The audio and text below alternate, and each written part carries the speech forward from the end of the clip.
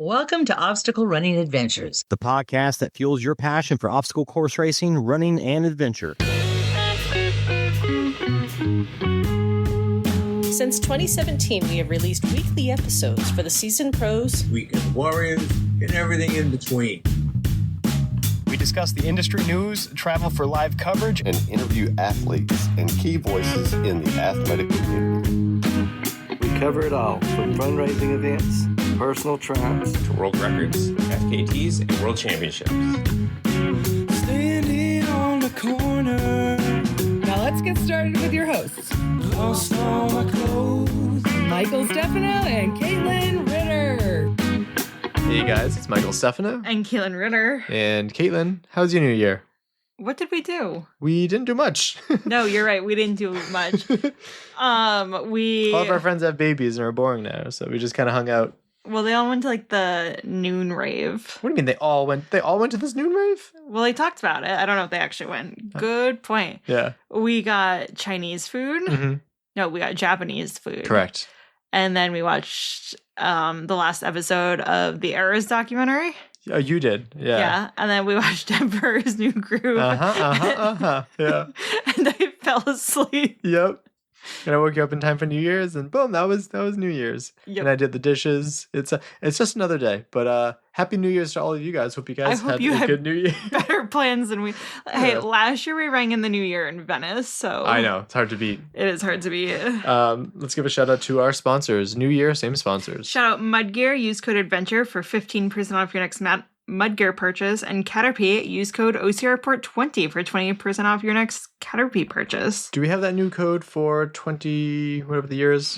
2026? I don't know. Okay, well, we should look to see if we can get that for next episode. And then we're going to shout out the $3+ Patreon supporters because it is the first episode of the month. Jason Dupree, Samantha Thompson, Matt Putton, Bradley Keel, Charlotte Engelman, Aaron Grindstaff, Laura and Stephen Ritter, Hank and Arlene Stefano, Cheryl Miller, Jessica Johnson, Christopher Hoover, Kevin Gregory Jr., Evan Irick, Ashley Rice, Brent George, Justin Manning, Logan Nagel, Angela Bowers, Thomas Peterson, Seth Renderknech, and Steve Bacon, and Robert Landman, and Jules Estes. Yes, thank you so much for the support. We greatly appreciate it. Also, we sent out the December Patreon video, so you got a heads up of what breed our dog actually is. Which can we tell him? No. We'll tell him in a future episode. We'd never heard of that breed before. You gotta give him something to go off of. Also, they'll if things went well, you'll be hearing you just heard the new intro, and you'll be hearing the new outro later in about 2.5 hours or so. Yeah. What else? I also sent out the planned schedule for 2026 as well too. Things will change, and it's looking Barry. That's a joke because our Spartans here are at Barry. That's good. Wow, am I funny tonight? Yeah, I guess you are. New year, new me. Yeah. And shout out to the OCR Report for being a great home for us on the internet. And to Will Hicks. The Podfather. Check it out over at the OCRReport.com. That Billy thing was short-lived. Yeah. Caitlin's trying to convince him to do something pretty crazy, which I think would be awesome. Yeah, I am. I'm slightly bullying. Hey, whatever it takes. Billy Hicks. Billy the Bullied. Let's give a shout out to our sponsored athletes. Javier Escobar, Kelly Sullivan, Ryan Brizolara, Joshua Reed, and Kevin Gregory. Yeah, poll results. Whoops.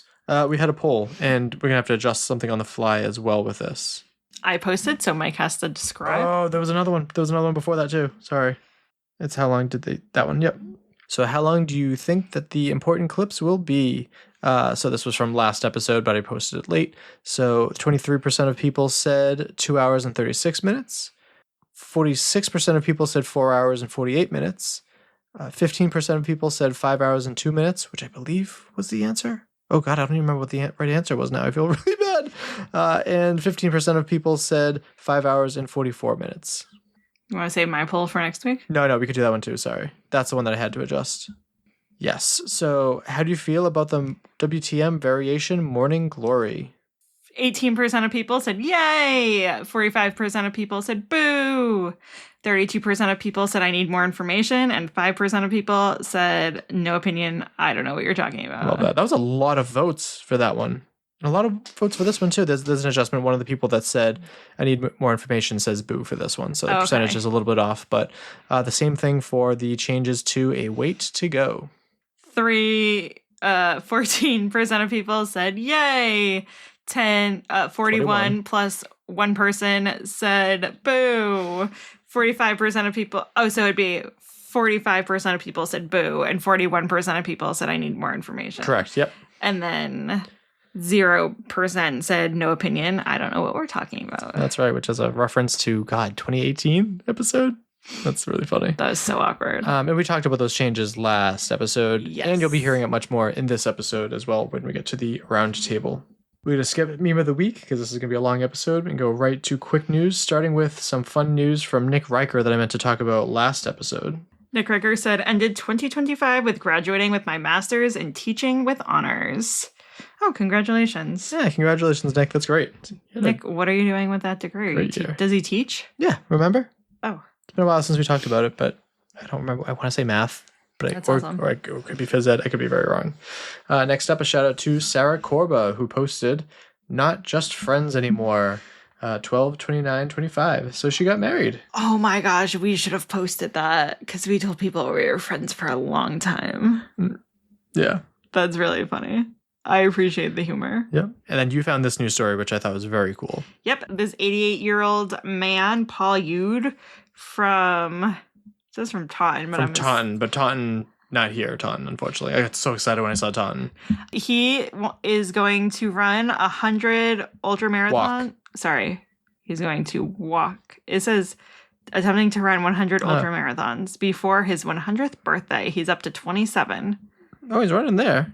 Guess he runs walks. Yeah. Don't we all? Yeah, that's how you do ultras. Yeah. So he's a badass. Definitely someone that I'm keeping my eyes on because that would be an awesome show. We should start that. We should steal that thing from Philip DeFranco. Bam for the day? Yeah. That'd be hard to keep up on. We could barely keep up with Meme of the Week.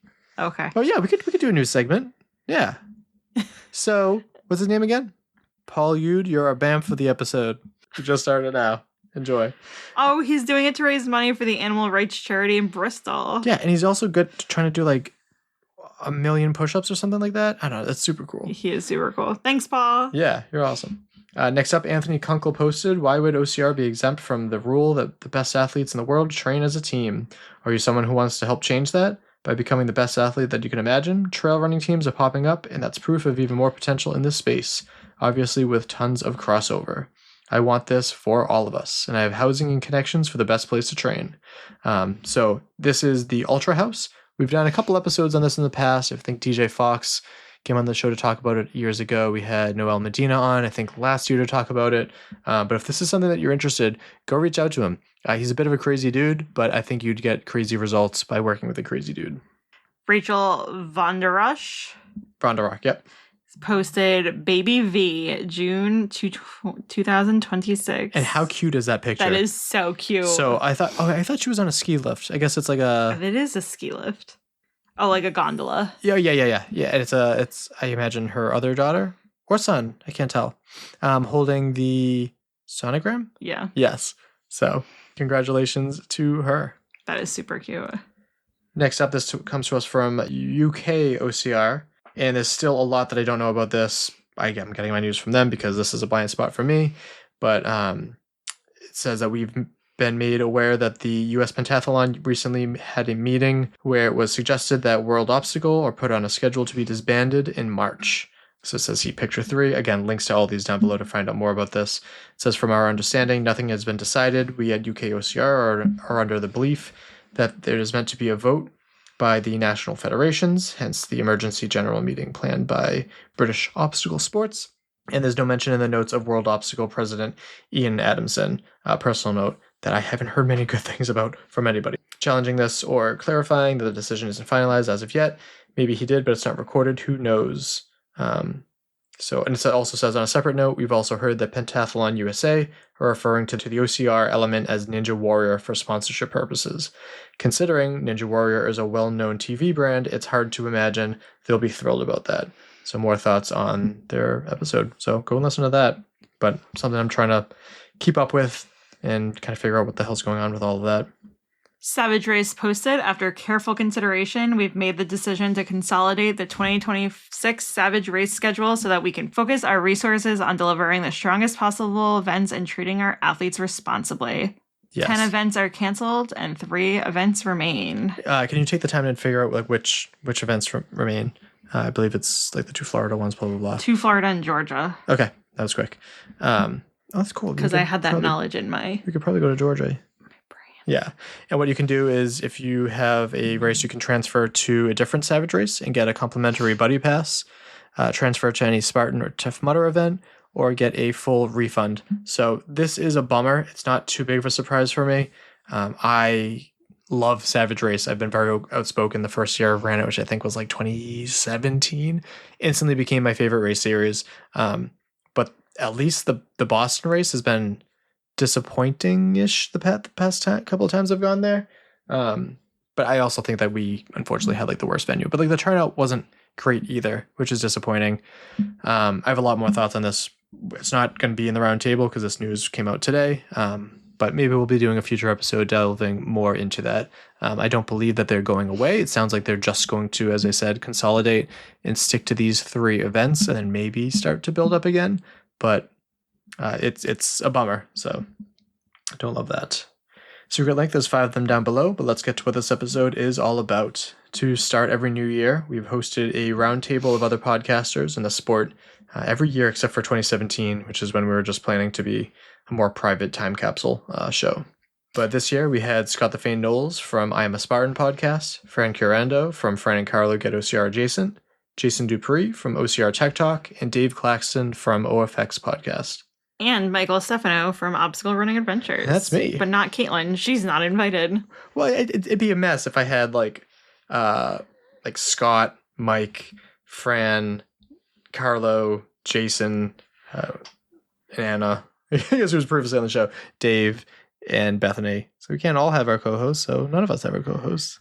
Yeah, but you host it. We'll do an episode of just you and all these thoughts and see how you answer. Or maybe that'll be a Patreon video. Ask me right now. Let's go. No. So we talk about our podcasting and personal highlights from the year. We talk about how my office is a mess and something just fell over and there's papers that I've never even seen before that are all over the goddamn place. Oh no. Yeah. Did you bump into that? I don't think so. I think so. We also talk about the thoughts on World's Toughest Mudder success in the UK, Spartan rule and payment issues, OCRCWC in Australia, and the future of hybrid racing. So let's get to the round table. So if we get started with your name and your podcast. So I'm Scott the Fayne Knowles from the I'm a Spartan podcast. I'm Francesca Chiorando from Fran and Carlo Get OCR Adjacent. I'm Jason Dupree from OCR Tech Talk, and I know it's not a podcast per se, but all of the live coverage from the OCR report.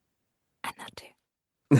I'm Dave Claxton from the OFX podcast and from, I guess, the Not So Live show. Love it. So Caitlin wrote a question, which I think is a perfect way to start this, and I'm kind of surprised that I haven't started this way in the past, but I want to get started with your podcasting and personal highlights of the year. Whoever wants to go first. I'm trying to think of like a podcasting highlight. I'm still doing it. That's the highlight, I guess. I made it another year. That's the highlight. You know, I didn't give up on it. That's for sure. Probably a personal highlight for me this year is I got my first elite podium. Heck yeah. I kind of had to bitch for it, but I got it. But yeah, that's pretty much it. Should we go ahead and hear that story? I want to hear the bitch for it story. I do have a question that relates to the story later. So okay, y'all go ahead. We'll talk about it later. Let's stick with the order. I mean, podcasting highlight, considering it's such a pile of mess, I'm astounded that anybody listens to it.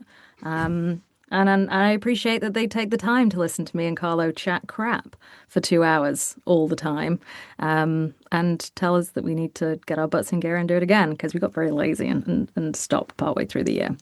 But yeah, and plus I get to talk to Carlo all the time, and he's one of my faves, so that's great. And then personal highlight. I mean, are we talking personal or are we talking personal within sport? Whichever, either or. Oh, Okay. Let's go within sport. I mean, this year I've been working really heavily with DECA in Europe and building it over here. A really small team of people working really hard, and it's just been amazing. It's been an incredible team to work with, and it's been wonderful to see the sport grow and it actually go really well, which is really nice. And all the support from all the athletes over here. So it's been a mega year in that sense. It's been so much fun. For me, definitely a podcasting highlight would be when I was recording a podcast on the way back from, let's see, that was Canada. Was it Blue Mountain? Blue Mountain, yeah. On the way back from Blue Mountain, and I just finished wrapping up a episode like 30 minutes before, and then a tree fell on the rental car that I was driving as I was driving down the road. And so that was a whole thing. That was really wild. But personal highlights would be just the fact that I signed up for 100 miler this year, and then I ran in training for it. I ran more miles than I ever have in any previous year ever. Like really blasted that out of the water. Still didn't finish the 100 miler, but definitely learned a lot from it and gonna go back and try again. For me, podcast wise, is actually really hard to pin down because there's so many different things. So I'm going to go with like a vindictive one. Whereas recently when I did the podcast with Matt, clearing that Brooklyn's rep was good rep, that was a bit of a highlight for me. Just, silence some doubters. And then personally, I'll go sports wise too, because there's so many cool things just on a personal life scale that has happened this year. I couldn't really pick one. So for sport wise, I won a world championship in an age group in the niche division of a niche sport. But listen. Let's just stop the discount on that a little bit, because I was there. I saw those people doing this niche division of a niche sport, and I don't think there were many people who could even finish, let alone come top. It was open to all comers. It was open to all comers. Do you know what? It's really tough though. It's really tough. So it's impressive. And no, and I joke around about it. I make good jokes and stuff, but I'm actually very, very proud. I think you should be very proud. I worked very hard for it. I worked all year for it. So it kind of paid off. You did some the year before too. Was that on the age group? So the year before I got a third, me and my partner Juan got a third in the fit. So this was my first win at Worlds. So I also got a second in the mile as well. So, and that was in the ruck strong? No, that was so last year was in the fit teams. This year. Right? This year I got a second in the mile ruck and a first in the strong ruck. Awesome. Yeah, pretty awesome. And then my podcasting highlight would definitely be coverage of World's Toughest Mudder. Those episodes did very well in comparison to everything else that I did. And just, it was such a great time. I could gush about that trip all day, but looking forward to going back next year. And then personal highlight, and there's not much that I did good, I guess, in the sport or anything, but I guess it has to be, the biggest highlight would be my DNF with the Spartan Ultra in Jersey. The fact that I still pushed through, and I am still glad that I walked off the course and didn't finish while skipping all the obstacles like everyone, like the staff said that I should. But you still basically did ultra distance, right? Oh, I still did an ultra distance. That's for damn sure. But that mountain just chewed me up and spit me out multiple times to the point where oh, you should go back.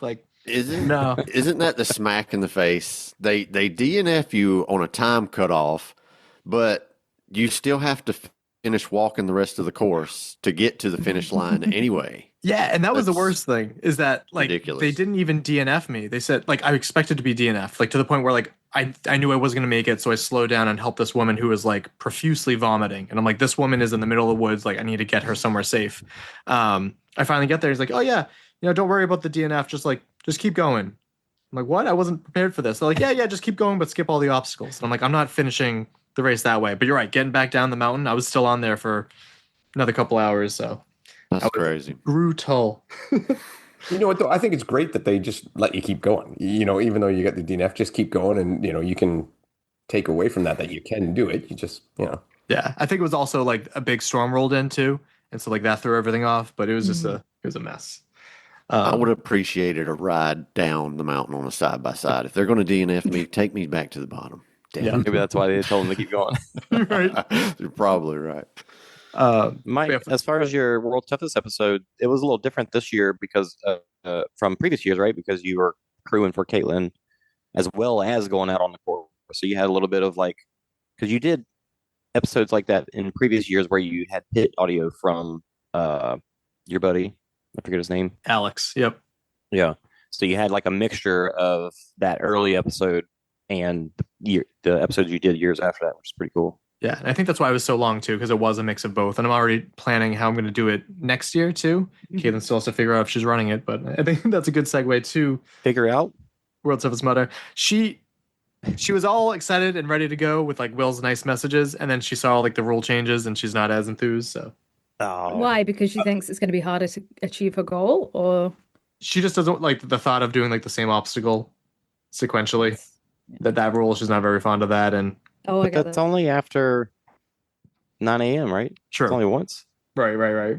So is that rule mandatory for everybody to do it? Or is it, I thought it was like, if you decided to do it, you could do it, and it was like a different.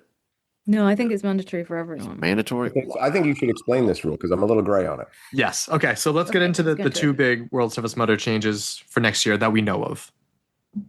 And it's really just what we've seen like screenshots of so far. And I mean, I don't know of anybody that's actually talked to HQ to get it explained fully yet. Yeah, it's still very early. So on one of them, once you finish your 45th mile or your 9th lap, right? Then you have to have a weight. They haven't designated what the weight is, how heavy the weight is. They call it a widget. A widget, yeah, weighted widget. Weighted widget. Small to me. Yeah. Okay. Sounds small. Could be a marble. Could be a bracelet with weights on it. So there's that. There's also after, and I can't remember the times. I think it's between like 9 and 11. I think. Yeah, all the obstacles you have to do twice. Which I have. It's a 2-hour period, which most people aren't going to get through 2 laps in 2 hours. True. And then the last change was, and I do like this one to show my hand a little bit, is that like you need to be you have to finish after I think 11 or something to be an official finisher compared to like 9 or whatever. We see like everyone like camping out and just ready to cross the finish line as soon as possible. That's me, and now that's a rough rule change. I actually like that. I kind of like that rule. I like that great. too. It's rough, but it's great, and that's going to change things a lot. I think the weighted widget is just going to be something. It's more like just don't lose it. And I'm thinking more from a point of view that they're not going to be buying a ton of heavy stuff. Like that's expensive. That's true. And they've got to carry it and they've got to store it. It's going to be more like just don't lose this thing. You lose this thing, you're in trouble. Like officiate, judge it. They got to make sure everybody's got it or whatever. Yeah. Like, you know. And how are you going to keep up with? Well, I guess it says since it's after 9, but everybody doing obstacles twice. That's going to really cut down on people getting 100 miles. Weird. So if you fail, it is only that 2 hours. If you fail it the first time, do you do a penalty and then try it again and fail it again and do another penalty? We don't know. That's one of the questions. Yeah. That's what has Caitlin so intimidated of like, you got to do dizzy bat twice. Yeah. I mean, or if it's Killer Gorilla again, or even like skid mark. There's no obstacle that I would want to do twice in a row. One, it's not fun. I don't want to do one in a row. But my biggest worry is that what's going to happen with like the volunteers of like, hey, is this your first time? Is this your second time? Everyone's going to be looking alike, muddy and all that stuff. So I worry about the officiating of this and just the chaos it's going to cause. And also it just screams lazy course design to me, but I don't know enough. If it happens after a certain time, it doesn't matter. Everybody's going to do it twice, right? But is it?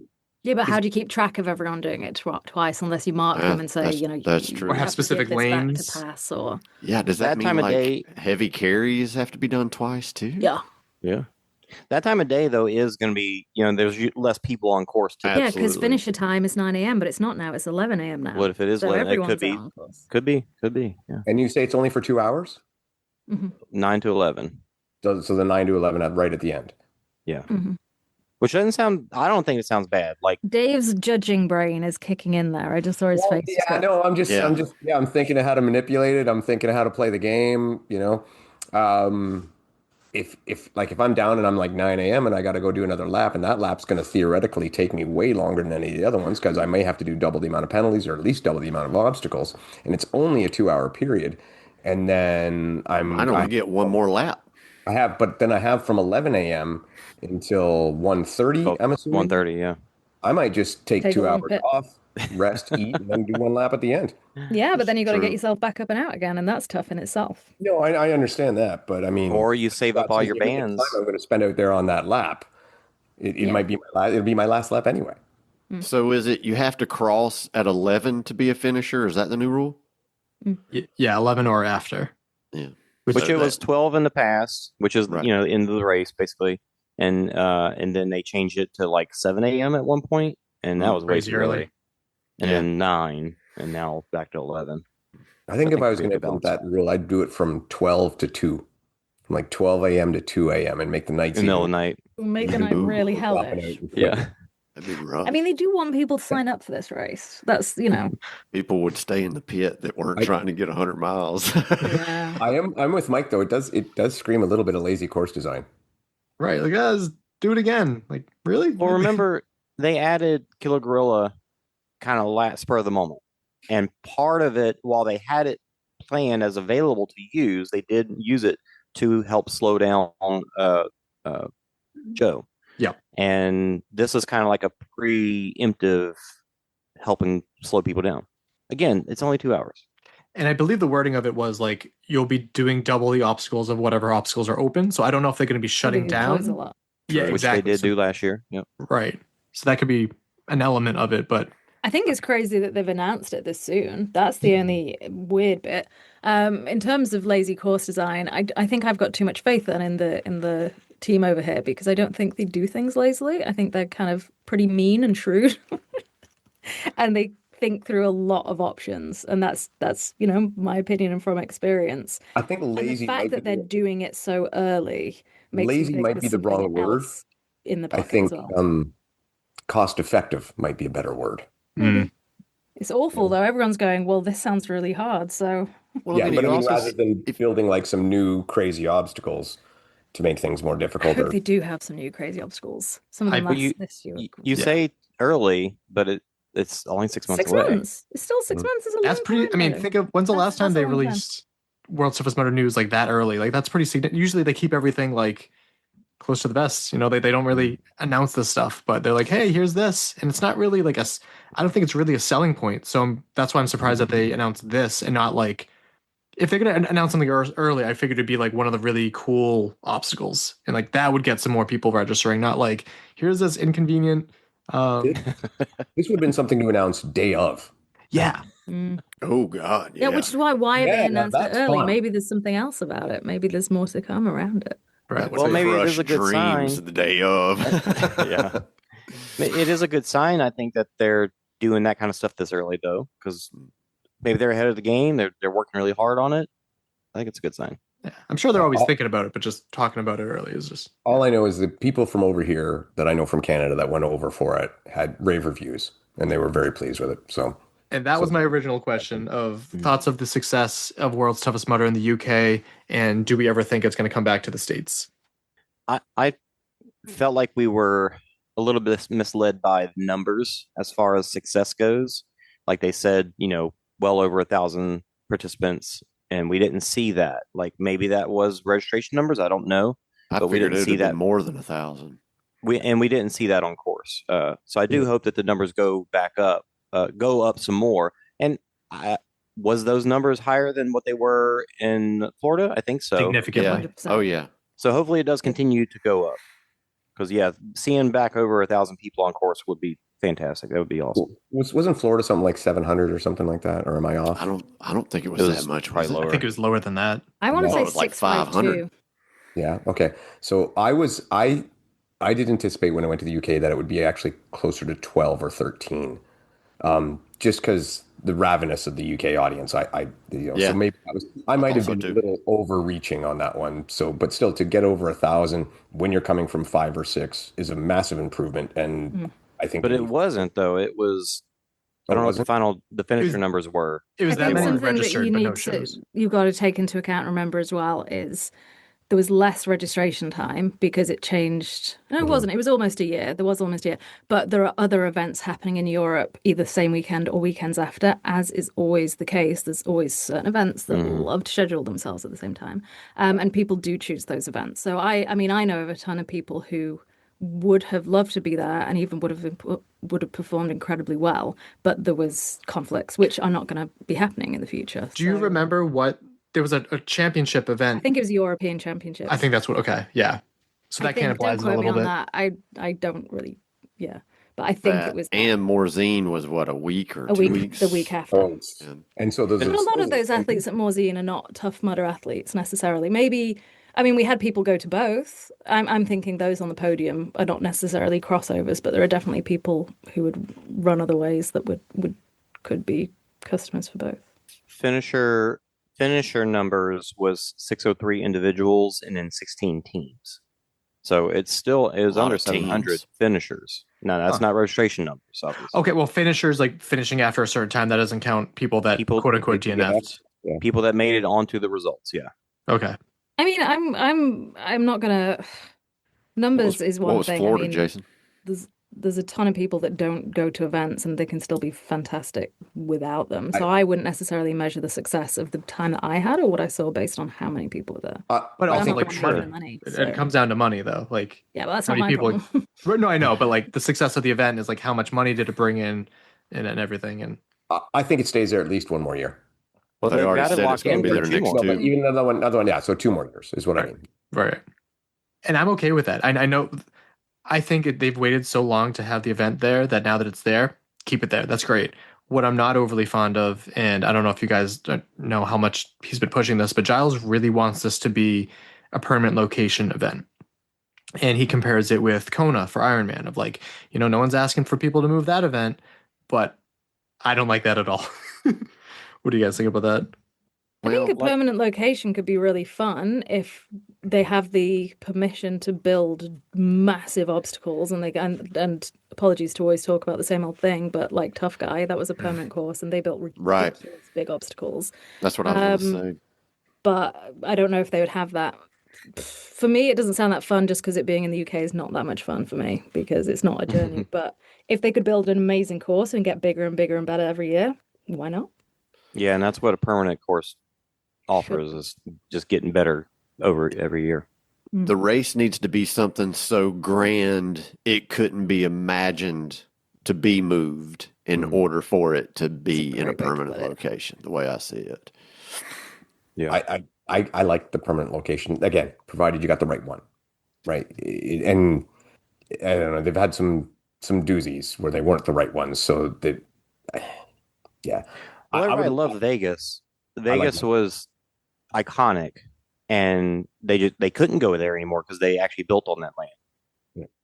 That's crazy. Well, like houses, people are living at the point of it was a area that they were building. They were what do you call it? They were doing the civil work. They were doing the land, making the land the shape they wanted it, and so while it was in that shape, they were allowed to go there. But then, at some point, they finally started actually building on it. For me, I've just always seen the moving location of it as part of like the allure too. Of like, I don't know if I would have gone to Atlanta if it wasn't for like having that event there, and then having like, oh, you have the Atlanta patch, you were there in this year, or oh, you were in Alabama, or this or that. Like, I love the traveling around of it. Like personally.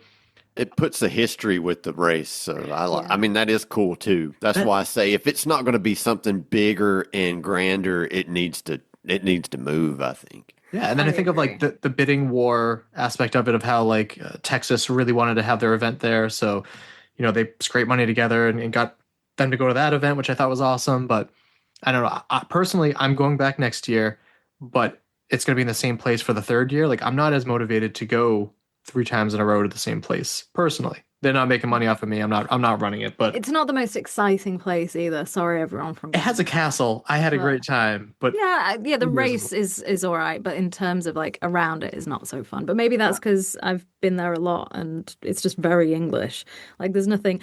I got excited about Mobile, so maybe it's the same for Americans. And Mobile really was out in the woods, like it was in the middle of nowhere. Yeah, but it's I Mobile, enjoyed that venue though. That was a fun race that year. The weather ruined it. It got cold, but I mean, I enjoyed Florida. Florida to me was perfect. That weather Florida was perfect to me. It was a too little hot. hot during the It was day, too warm. but I wasn't racing. I was just, out there taking it easy, But to me, Florida was perfect. So is real WTM people, is that nice weather? Is that something that is great because you can cut down on your equipment, your wetsuits, all that? Like I remember when I did 2017, I had a lot of freaking gear, right?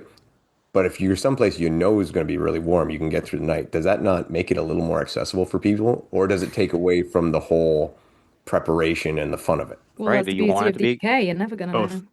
Do you want it to be accessible, or do you want it to be hard? Or do you want to get frostbite?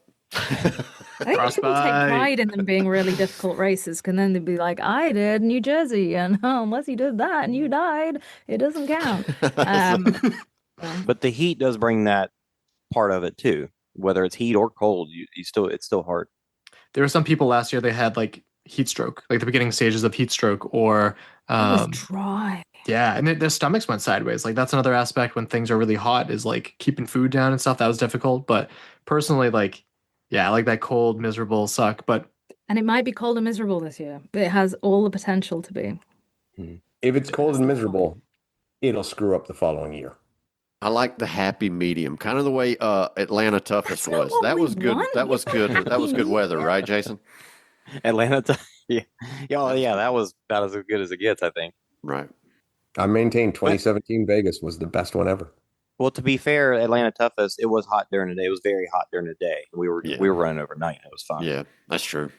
2017, yeah, I was there that year, and that was pretty good weather. It got cold overnight, and everyone was saying like the soil was rocky, but like that was, and the penalties were brutal and everything, and obstacles were awesome.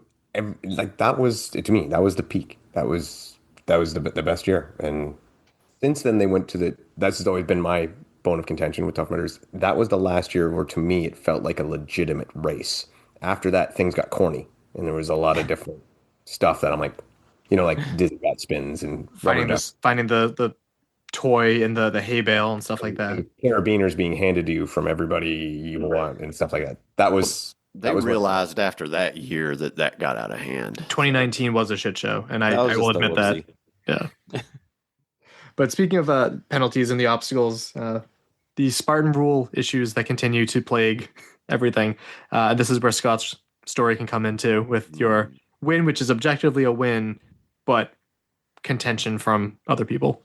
Yeah, man, it's just the, Dave, we see it at all the races. There's just not enough volunteers that care enough to enforce the rules. They may know the rules, but the rules to them that they think are right or wrong because they don't know them right, And then you have the racers running the race that don't know the rules, but those people think they do, and they think they do. And that's kind of what happened to me. I mean, I'm an age group racer. I'm not fast enough to run elite and compete with a crowd of elite people that show up. And in Florida, my buddy John D, he races elite, and he ran Saturday during the Beast, and John's a talker, and he talked to pretty much everybody that come across the line in the top 10. And he's like, yeah, man, 7 of those guys aren't even coming back tomorrow. Run elite, man, you'll do good. And I was like, all right. And Giles was actually, is it Giles or Giles? How do you say it? Giles. He was actually there, and I talked to him for a little while, and I was talking to him about how, a lot of the people that travel the Spartan circuit, race all the races, we preferred the competitive wave last year instead of having a split elite and age group division. And he mentioned something about a pro card that was coming, and he didn't, elaborate details. And I figured, well, if that's coming, it might not be bad to have an elite race in me. And so I think there was only like maybe 20 guys in the elite heat in the super on Sunday. And there was a few guys there on fresh legs. And they had a chain carry, and the race director told us at the beginning of the race, we've got a plate drag out there and we're adding an implement to it. So when you get there, you'll know what to do. And they probably should have said what the rules should have been right then, and that would have saved a lot of trouble. So I'm running in the race, most of the way in 6th place. Of course, everybody is putting a lot of gap on me because they're just way faster than me. And I ran about as good of a super as I could have. I got slowed down a little bit because when I finished the sandbag carry, I kind of just shoulder chucked it into the bin. And when it hit the bin, it fell on the ground. So I had to turn around and put it back in the bin. And after that, vertical cargo net was really loose. And I kind of got tangled up in it like a spider. But besides that, I can't think of, I could have cut just 45 seconds or maybe a minute if I just pushed harder when I was saying, man, I'm dying, Yeah. So I come into spear throw in 6th place, and I'm catching up to one guy, and he fails his spear. I made my spear, and a guy that was running in 1st place, he had just finished doing burpees, and he went out kind of about the same time I went in, and he kind of went off course and come back on course. And he was just gassed after doing the burpees. And at this point, there was probably like a mile left. And there was a bunch of obstacles left. And so they took the chain carry from the day before and they added it to the plate drag. So, but the plate drag was set up to where you did it in reverse as well. If you've run a bunch of Spartan races, it was easy to figure out. But you come up to it, you pick up the chain, you carry the chain to an empty plate. You drop the chain in the plate, and here's where it got tricky. The plate was already pulled to the spike, so you had to grab the plate by the chain, drag it until it was tight, pull it back to you, then lift the chain back out, carry it back to the start. So, I passed that one guy, so I'm in 4th place at this point. And I'm running up to this, and I see a guy dragging the chain. And I'm hollering. I was like, you can't drag the chain.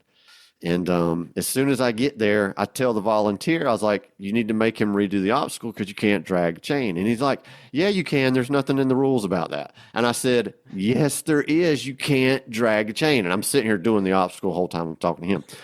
And about that time, the staff is driving up in a side-by-side, and I see him run over there and talk to him. I don't know what he says. I assume he asked him the rules. And so about that time, and the guy he heard me say you can't drag the chain, and he asked the volunteer, he's like, is it okay if I drag the chain? He's like, yeah, sure, it's not in the rules. So the volunteer gives him a pass. So he goes across the finish line, and he places 3rd, and he beat me by a little less than 45 seconds. So here I am, finishing the last couple of obstacles. After that, we had Atlas, Helix, the rig, A-frame, fire jump. And so, here it is, my race brain, my emotions are up. So I come across the fire jump, and I'm like, you fucking cheated.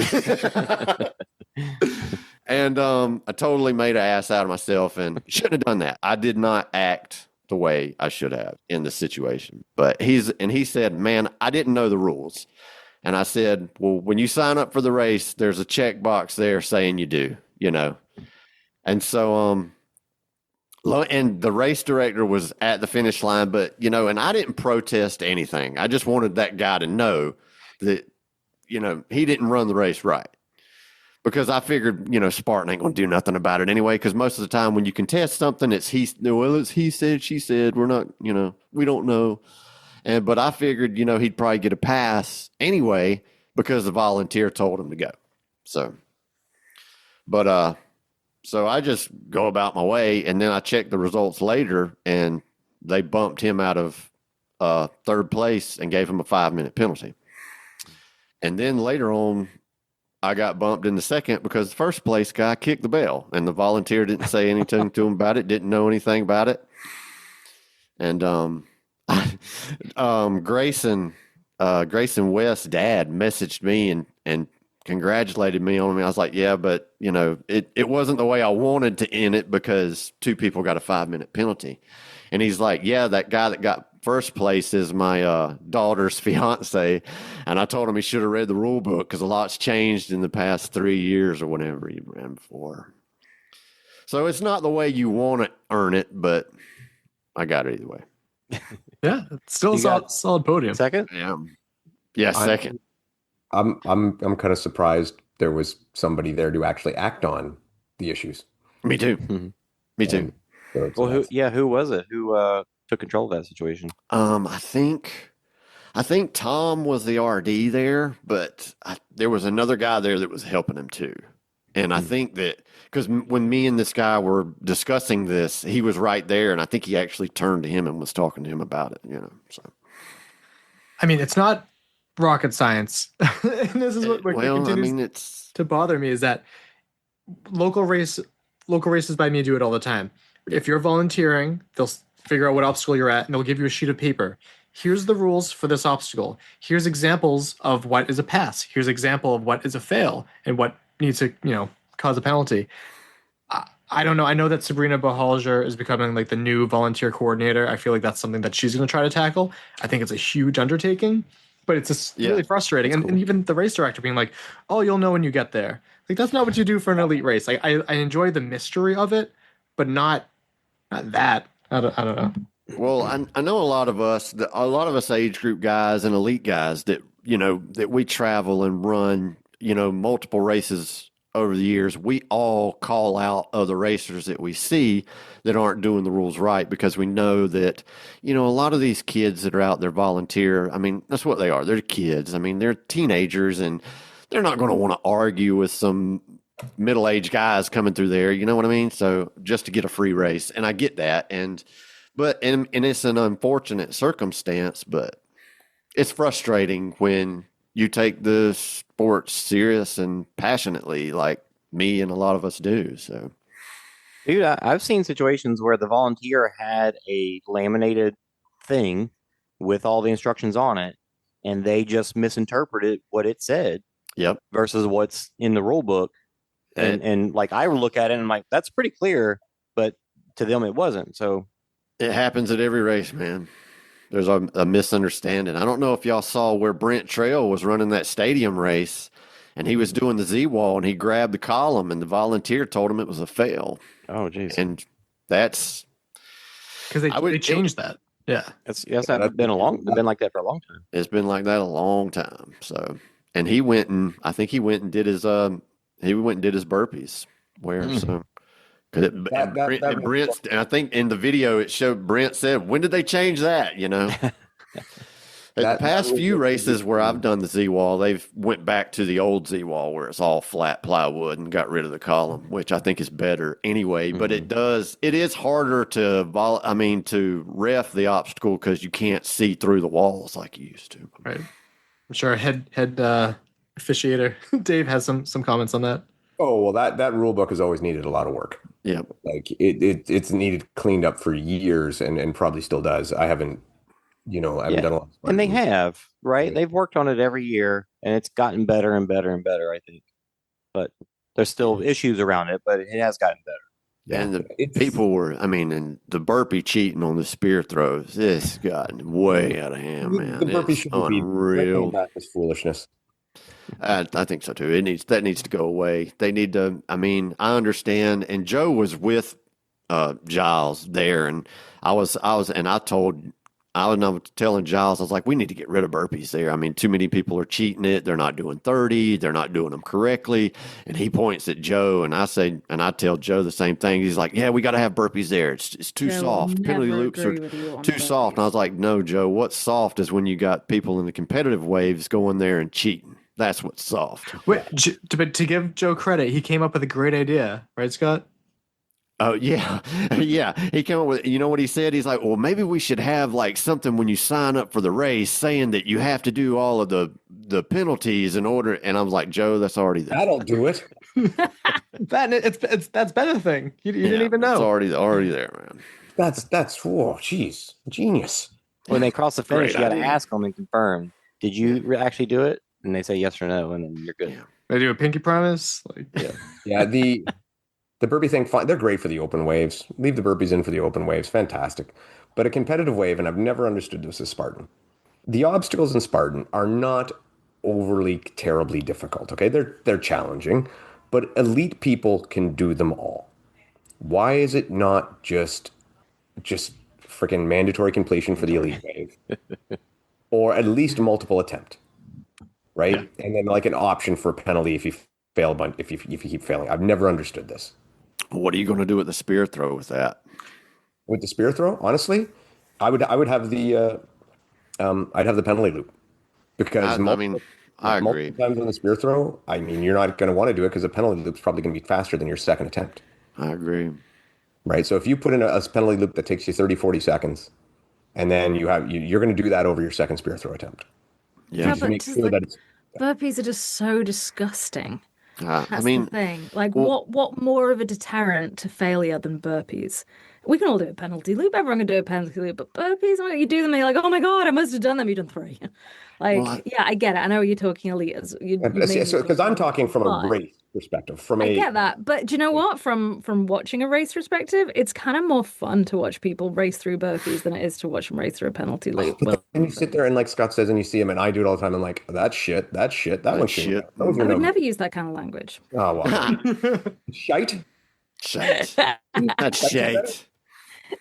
But I think where it went wrong is because when they went to the penalty loops, the open heat were still supposed to do burpees, and then the open waivers see the penalty loop, so they go to the penalty loop, and Joe's brand is going into the toilet because nobody's doing burpees. Apparently, is what he thinks. So that's I think what made them bring the burpees back. So that's what Spartan's issue is. Yeah, I think what they should have done was have the penalty loop for the competitive waves, and then once a certain time has passed, block that off or do something and make all the open waivers do the burpees, if that's what, to keep Joe, happy. Also, if he wants to keep the burpees, make it fit the crime a little bit more. 10 burpees. Easier to officiate. Yeah. It's easier to count 10 per person. Granted, there's only people like probably wouldn't cheat 10 like they cheat 30. Yeah, 30 is a lot. I disagree with you all. I think having a mix of penalty waves and burpees is way more fun and is hellish, and it's not supposed to be, super easy. And yeah, I get it's hard to judge and people do crappy ones, but it's not about the mass majority. Like the open wave people, like I said, leave it in there, leave the culture, leave the whole thing for the open wave. Well, see, the problem is there is no judging of the burpees anymore. There is none. So if somebody goes over there and does 10 burpees and jumps up, it's racer's word against racer's word. There's no cameras out there anymore. Burpees is seeing it on cameras. So people do it. They don't do that anymore. On camera. Yeah. They have had on some cameras at some of the bigger races, like some West of the Virginia national series and stuff. Yeah. West Virginia, I think, was the only one they had it at. Which is good, but also this should be the case like throughout races.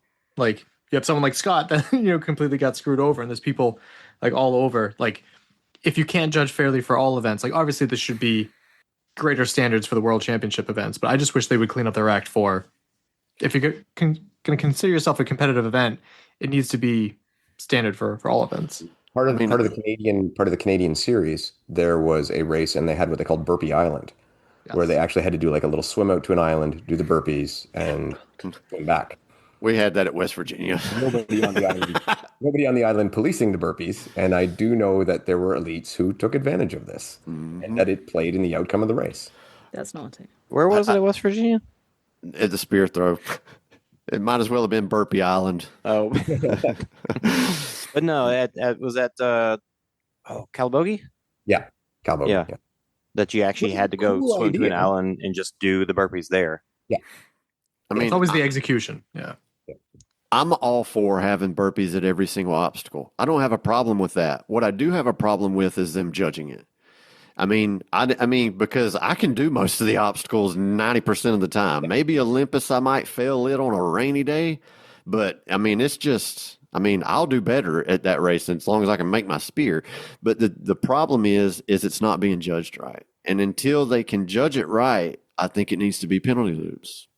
Robert Coble had a set of cameras that he was using at every race he was officiating.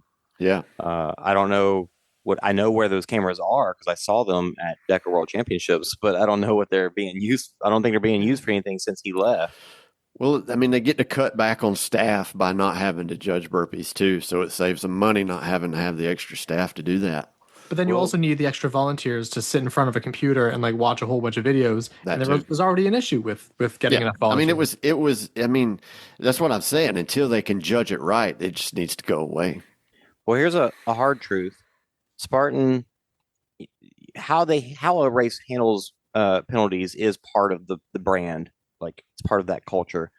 Spartan puts on more races than probably all other OCRs combined, to be honest, across the world.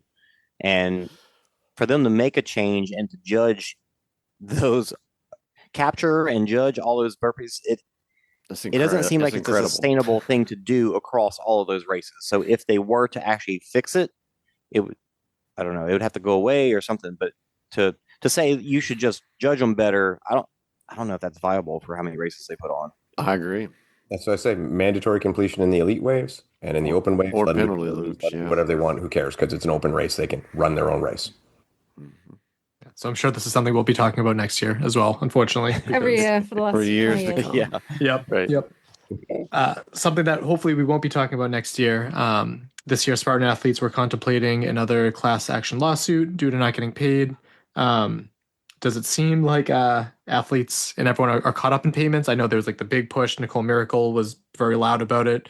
Christian Brown Johnson, a lot of athletes were being really vocal about how much money was owed to them, how they'd had to sell their van in order to continue their cost of living and everything. How do we feel that it's been handled this year? Do we feel like we're going to have to talk about this in future years?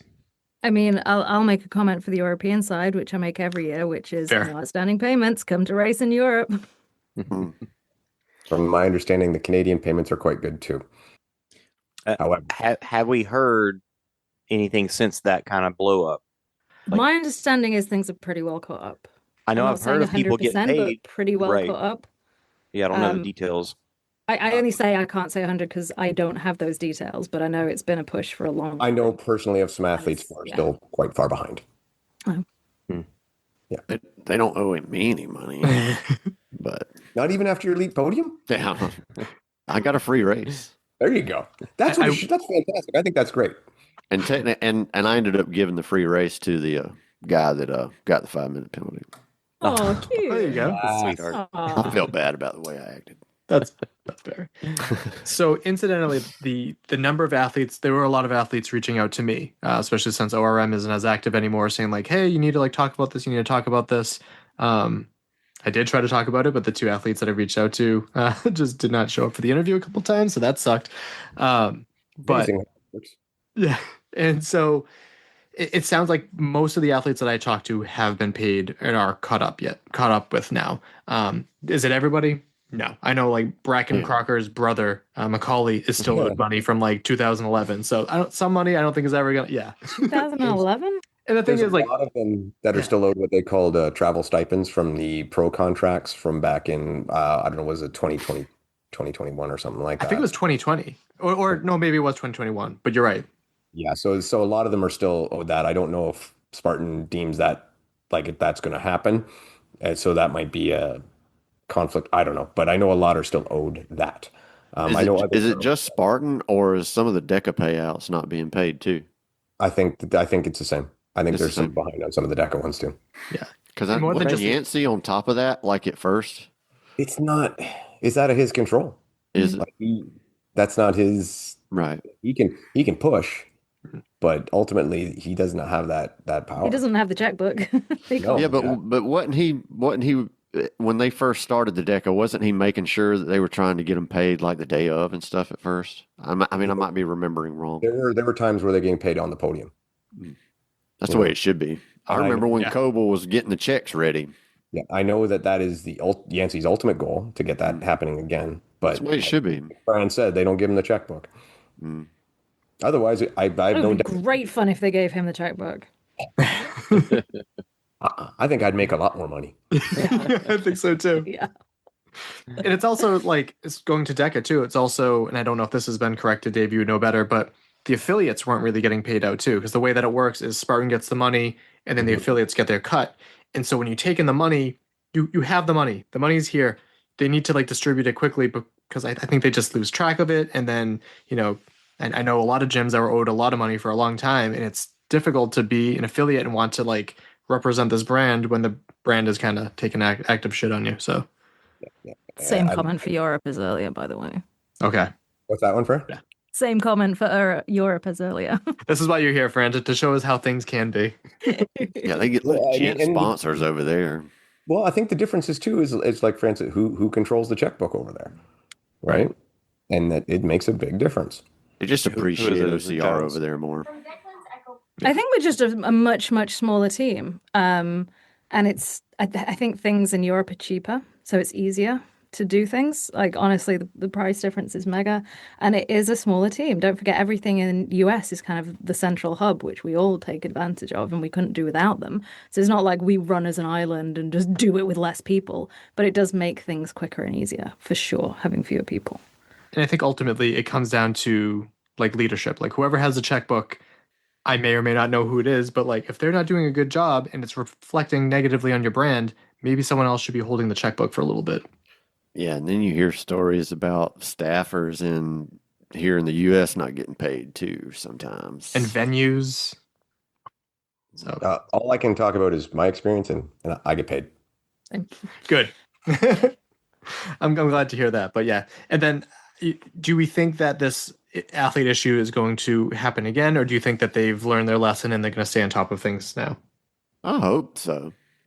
I think, obviously people listen to Joe and then they just discount everything he says a lot of times because lots of reasons. But I think from his words, they desperately want to make everything right and do it right the first time. It's not a matter of desire. I think the desire is there to do everything above board and correctly. And I believe that. But when you hear this every 3 years, it's like... But I also understand that there are reasons why things don't happen the way you want them to.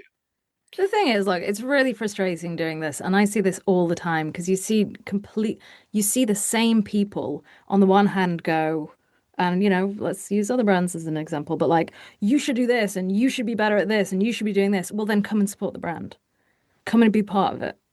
Come and why aren't you holding it here? Why aren't you having? Because it's a really hard thing to do. Because this is ultimately a business, and it's a really hard business to run, and it takes a lot of money and a lot of people who are very skilled, and it's really difficult. And yeah, can businesses run like this? No, not forever. Of course they can't. But then if you all gonna it's eventually going to go. All of them are going to go. I'm not just talking about Spartan. I'm talking about everyone. Like that, they're not. Fountains of money. They're really, really not. I've been the proponent for a long time, and I'll speak from DECA, that DECA should take the prize money away. And that's the other decision. It does more harm to not pay it than to not have it. Right? Here's my suggestion, and I wish they would do that. And I agree with you, Dave. But what I would say is don't advertise this payout if you can't pay it the day of. Yeah. Like, if you can't pay $10,000 to the top person and it's going to be money you're going to have to owed, say it's going to be $1,000. Tell them what you can pay the day of, and if you can't pay it the day of, then just don't advertise prize money. It's such a shame because the not paying of athletes, which is not okay, and I hope nobody hears anything that I say is saying it's okay, has done such damage to the brands, and there are so many elite athletes who no longer want to take part because of it, and yet are very happy to go to sports where there is no payout. Exactly. We see athletes working really hard in loads of sports where there's no payout, but there are obviously other opportunities for them. We don't need the money to make it a good sport, but the damage is going to be irreparable soon. Look at all the ultras that people rave over every year that have no payouts whatsoever. Right. Yeah. And I talked to Ray about that too. It's like it can be difficult thinking on their perspective of, like, as Fran said, we don't know everything. Like, the cost of running everything and promising this payout can be really difficult when you don't know how many people are going to be coming, which, is their income. So even if it was like, prize to be announced later or something like that, or like certain percentage of this, like just don't. I feel like they get ahead of themselves and like big prize payout, and it doesn't exist until it actually gets paid out, and it's frustrating for me. They don't need it.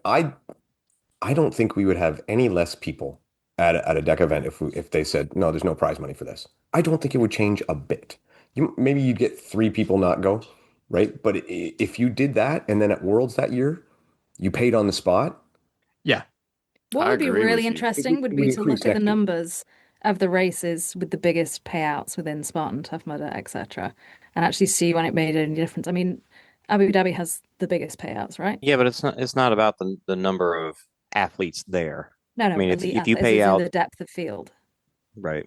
We're saying, are they giving big prize money to encourage more competition? And is in fact that making any difference? And it would be interesting to see whether it is making any difference. That's a Jack Bauer job. I wouldn't think it would. Well, then don't do it. Yeah. It's also like I can't getting all the years confused, but there was also a year where they said they were going to take a down year, not pay athletes, and then recuperate their losses from COVID, which was half a decade ago, but still a factor. I'm sure. I mean, taking a year off, I think would be good, and then going back to like small payouts or something, or as Dave said too, just paying out like the really, really big races, but paying on the spot. Scott, you podium, here's a free race. Great, yeah. Fantastic. Here's a merch credit or something. Here's a sweater. Here's some swag. Yeah. Wait, at this point, Spartan is like that, right? It's only the big races. Yeah, it's only regional championships, series, and I don't even think the series pays out. It's the end all to the series, I think, is what pays out now. The total, not the individual series races. Yeah, but the series itself. Yeah, which I think, and that's fine, But I mean, it's like fine I said, if you can't pay out the money, then don't advertise this big amount. Just pay a small amount. Like saying does. Take away the series races and only pay the big races. They did do that. They basically cut back, saying we're not going to pay out at every single race. Which and there they are used a zillion of them. Used to be $500 to first place at every single race, Saturday and Sunday. Yeah. So recuperate that money and hopefully put it where it should go. But speaking of supporting brands and everything, OCRWC or OCRCWC has announced its return. Yes. What's everyone's feelings on it being in Australia and just the name change and everything related to that? Well, I think that's I think it's kind of cool. I mean, I know a lot of people are probably bummed because that's an expensive place to travel to, but didn't Adventure had a race in Australia that was a 24-hour race? The Enduro. Yeah. And I know a lot of people that went to that really liked that race. So, I mean, I think it'll be a good thing. I mean, why can't this race be the race that travels? I don't have a problem with it going, other than from a selfish perspective when they were given the impression it was going to be on the East Coast or somewhere around there. Dave Claxton, selfish? Come on. Selfish perspective. I love OCRWC. Name change, I don't care about that. That doesn't bother me. It doesn't mean anything as long as the race is the same, whatever. But yeah, I get it. I mean, my disappointment was that they said it was going to be in the spot and then they changed it and it was such a drastic change, so that part bothered me. As far as if they had just said we're going to have it in Australia, well, that's cool. Wherever, if you think you're going to have a good race or make good money, that's your prerogative. So like I said, disappointed that they changed what they originally said. But as far as I hope it's incredibly successful there.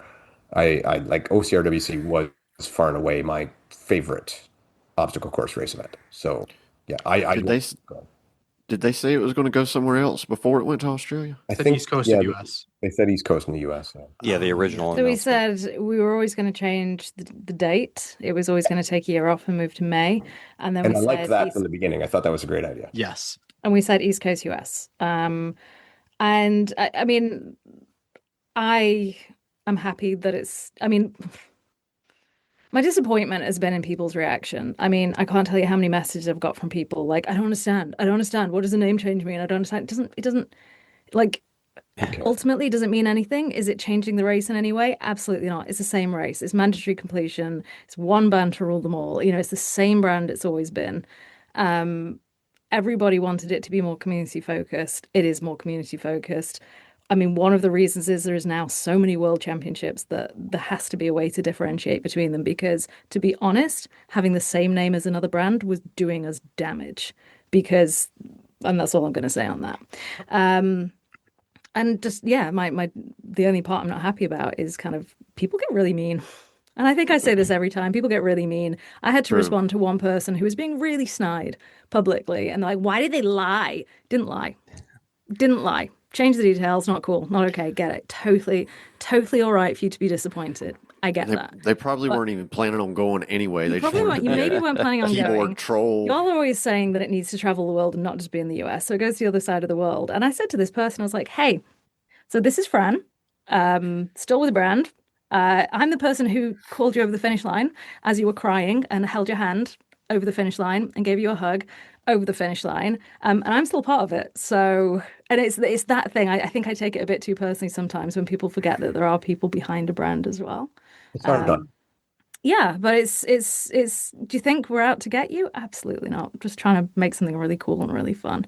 I think the team in Australia, from what I know of them, like they're renegade enough to make it special. Like they are not going to be following all the rules that Spartan normally has to follow, and they're really excited and they really like the brand. And they want to do everything they can to make it a success, and they're listening to everything that we've got to tell them. They're coming up with really cool ideas. You know, they really want to bring in the community aspect back like it used to be. It's really hard to do that, but working really hard on it. And I think they're kind of crazy enough to make it really fun and special, to be honest. So I think it'll be cool. It's a long journey though, I get that. But I think it'll be really cool. I can't imagine the difficulty of needing to like backpedal that message, that there's no easy way to do that. But that being said, I think this might be a really good event. A lot of people are like, well, you know, no one's over there, blah, blah. It's going to be hard to get for everybody. So many people are over there. Which is true. You know how many people are over there? It's going to be really hard for Canada. It's going to be really hard for the US. It's going to be really hard for a lot of their main racers, which is a bummer. But guess what? I don't know if you guys know this, but in Australia, there's Australians, and now they get to take part in this. There's a decent Asian contingency that I really hope comes out. In the past, they haven't really come out to OCRWC. If they can get them, I think that would be massive. We had a couple of people come out to California, which was easier for them with it being in California. But I mean, Spartan and Decker's doing really well over in China, etc. So there's no reason why people won't. There are people over there, and I get it. You might not like that you can't be part of those people, and that's totally cool. And I love that you love it so much. But I want to say something about them moving it there, and I'm actually going to defend the move there. And not knowing the whole why and everything like that. But where you say for people in Canada, people in North America, that's so far, it's too far to go. It's to this, it's to that. Where the fuck have you been? And Blue Mountain, not Blue Mountain, Mammoth was too far for them. So they're going to put the race where people are going to the race. And right now, North America, we've proven that we're not going to the races enough, especially in the divisions. So why would they cater to us when we've proven we're not reliable? So it just makes sense. Even West Virginia, where they said it was going to be, didn't have a giant showing for the Trifecta World Championships. In a cool huge venue, weekend. In a cool race. We didn't say decent. West Virginia. We just said East Coast. No, he's talking about the Trifecta World Championships. Trifecta. Yeah, Trifecta World Championships, which is where everybody thought this was going to be. Oh, right. Yeah. Didn't have an amazing showing. Like it had a decent showing, but not a phenomenal. And that's a beloved race. Like people and it love had that. Europeans there as well. So some of that showing was more than I expected too, because a lot of Europeans don't want to. A lot of other countries don't want to come to the U.S. too. So but they're showing up. That's the point. Is they're showing up. The Europeans are showing up. The Europeans are embracing. Europeans are doing their thing. We're not doing shit. So it only makes sense not to have your big races here. Yep. I think Dave's reaction was appropriate. I don't know what he tells his wife behind the podcast, but the way he just reacted, saying that I don't like it because it's not close by, but I definitely get it. And there's a lot of people that are just not given that reaction. It is a shame. And that's valid. You have to make that separation of like, okay, sucks for me, but how is it for the brand that I love so much that I'm not willing to like sacrifice itself for me to go to? Sometimes I think people have to think of the big picture, and I hope it's nothing but super successful and it continues to be successful, and then it pops around a little bit more and eventually gets to a place where I'm able to travel to more easily. But I hope so. I think if I'm just going to talk personally here, I wouldn't expect this year to be like one of our biggest years we've ever had, because obviously tickets went on sale super late. It is a new brand over there, but they're also doing the very sensible thing, which Spartan does, of combining it with a Spartan weekend. So it is paying for itself. Like a lot of the big races are being combined with trifecta weekends because otherwise there's not the audience that wants to be taking it on. But let's see. Are they gonna if they keep in Australia and move it around the next year or something like that? If they're gonna keep it and keep building it, good. If they're gonna keep in that area of the world, great. But it's also a really beloved brand that got passed over from really beloved people to a different brand that it's going to take some time to build it. And I think people should give it some leeway to allow that and kind of tread water in a way without that sounding like it's defeatist, but just allow it to keep going this really difficult time when there are lots of races competing for space. So I hope it keeps growing. The fact that Spartan owns it honestly offers that ability to move around, because we talking about how Spartan has races all over the world. They went originally to Australia and partnered with a race that was already there, but you're saying that they're partnering with a trifecta weekend, and that means they could go anywhere that Spartan's putting on races. And the only place that I can think of, like looking at the series for next year, and there's 20 different series across the world. The only place that I can think of that they're not having one might be South America and Antarctica. Like pretty much everywhere else, maybe Africa. Pretty much everywhere else, though, northern hemisphere, I guess. And the beauty of OCRWC as well is how simple the obstacles are whilst being so individual. So there's a lot of things that are very easy to move around and adapt with while still keeping the identity really, really well. I will say my worry is that from what I've seen, the only time people were talking about it was when there was the quote-unquote bad news with the change and everything. Everyone was talking about it. I was supposed to be doing an episode on it. Again, another guest that flaked on me, which was frustrating. Then after that, I haven't heard as many people talking about it at all, which worries me, because previous years everyone's still talking like, oh, it's coming up, get ready, get excited. But you're not the people you're talking to aren't the audience anymore. That's so good you're point, not going to hear them. I don't hear people talking about Deca Shenzhen so much because I'm not the audience. Like, right. Do you know what I mean? So hopefully they do. Hopefully a few people make the journey, but yeah, if we had people on this show from China or Japan or Australia or New Zealand or Middle East, like, we could get a whole different slew of answers. Sure. Something else I want to talk about is the future of hybrid racing. It's evolving. It seems to be getting more and more money put into it, more and more athletes going into it. I have a lot of thoughts, and I'm somewhat excited about it, but I want to hear what you guys thought. I don't follow it much, but I know I see a lot of funny reels in Instagram about rules being broken and judging being not critical enough or overcritical. In High Rocks specifically, or all hybrid? Mainly probably High Rocks, really. But probably just because it's more mainstream and there's just way more videos of it. But it just looks like, man, this just looks like a race with too many critiques to it. And well, Dave could probably give us a good insight on this. Like, I'm thinking about High Rocks and some of those, because I see what you're saying is those videos are like, man, that's really the role problems that they're having. I how does it compare? High Rocks, and I cannot understand a lot of like the burpees. I don't understand. Like I look at it, I'm like, I cannot look at this and see what could not be an acceptable movement here. And I mean, if we're going to talk about rules, I personally think like they've got so many rules, it makes it so difficult. I think they should like take the broad jump out and just make them do a certain amount of burpees in one spot. But they're so hard to judge. Exactly. Well, they're videoing those. But I mean, at least at High Rocks does have the people. They do have the volunteers that are serious, that want to judge and want to be overcritical. So they could do probably for now, do but it. Will they forever? They do for now because it's so hard to get into High Rocks. High Rocks I Manchester agree. is not sold out. It's in 3 weeks, and I'm still debating: do I just try it? And that's 3 weeks out an event. Think of where we were 9 months ago. The people clamoring for tickets. It's not sold out now. I'm surprised by that. They've been selling out fast over here. Oh no, they're not selling out as fast anymore. But volunteers weren't. You're ahead of us on this. We're ahead of you on everything, Dave. Canada, Volunteers maybe started too. getting annoyed because they weren't getting priority access. They weren't being able to use their tickets. So there's only so many people you get to annoy as well. So there are a lot of volunteers, but yeah, what's going to happen when High Rocks isn't as popular and they don't have the volunteers coming to judge all of those critique rules that they have for all of those different implements that they do, it is going to be a major shit show.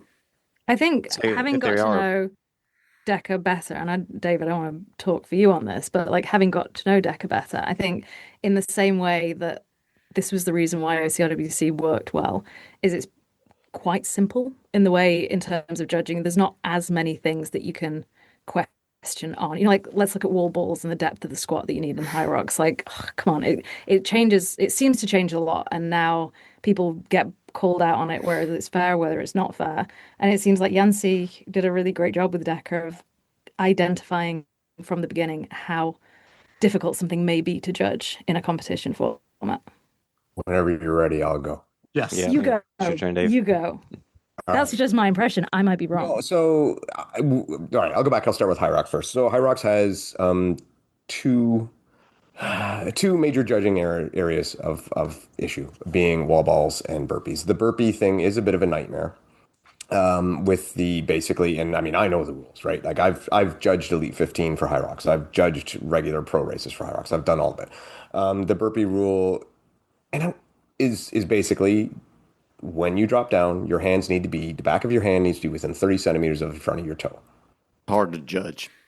Exactly, especially when the toe is no longer there by the time the hand gets down. So you're dealing with a lot of difficulties. And then when we watch and we see the Elite 15, everybody's got their own judge. Sometimes they've got two, they've got three head judges off to the side. We're seeing the good stuff. When you watch the regular pro rave, and there might be two guys, maybe three guys at the burpee, or the other divisions, not the two leaders. I see what you're saying. It gets really bad then, and it gets very hard because, like you just said, it's a really difficult movement to judge, that hand placement, and then the having to have your feet not staggered. They need to be parallel with each other on both landing and takeoff.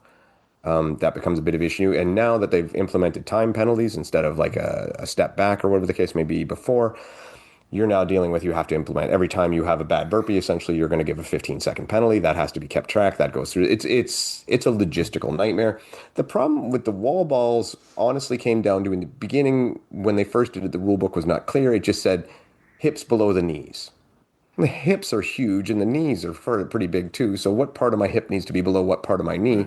And how is every judge supposed to be consistent on that? So they put them in a position to fail. They've now clarified that in the rule book. It is a little bit better.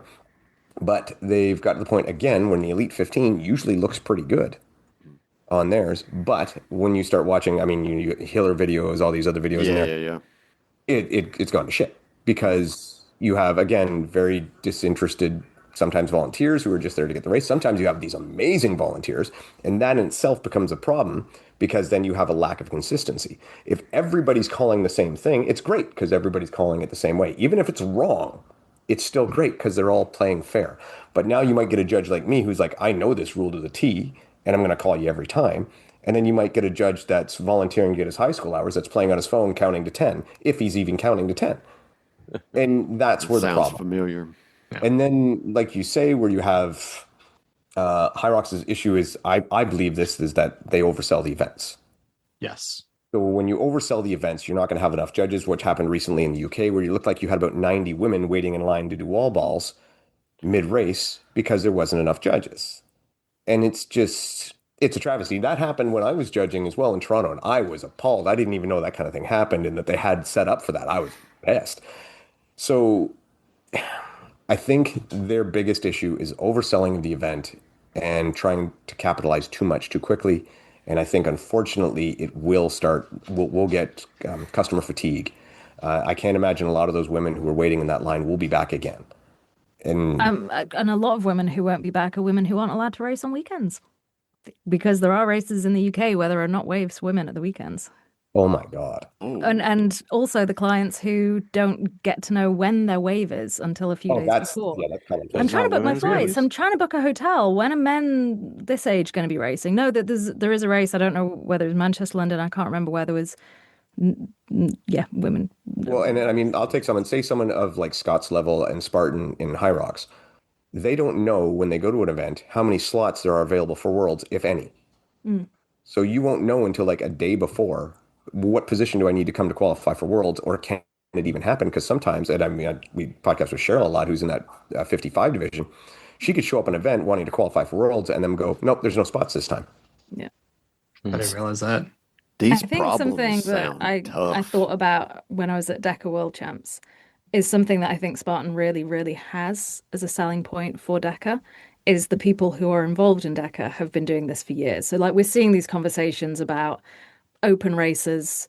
I think there was a video of a girl at Higher Rocks and she was running, I guess it's called open, and people being really unkind, like, oh, you went to standard, you weren't doing this, and she's like, yeah, I had heart surgery, so please stop. Like, she had to take a video down. People were being really snide, and we saw that a lot in Spartan until people kind of accepted you're running open wave, you can run your own race, allow that to happen, especially if you're running later in the day, etc. But think back to like 2013, 2014, people were really mean about it.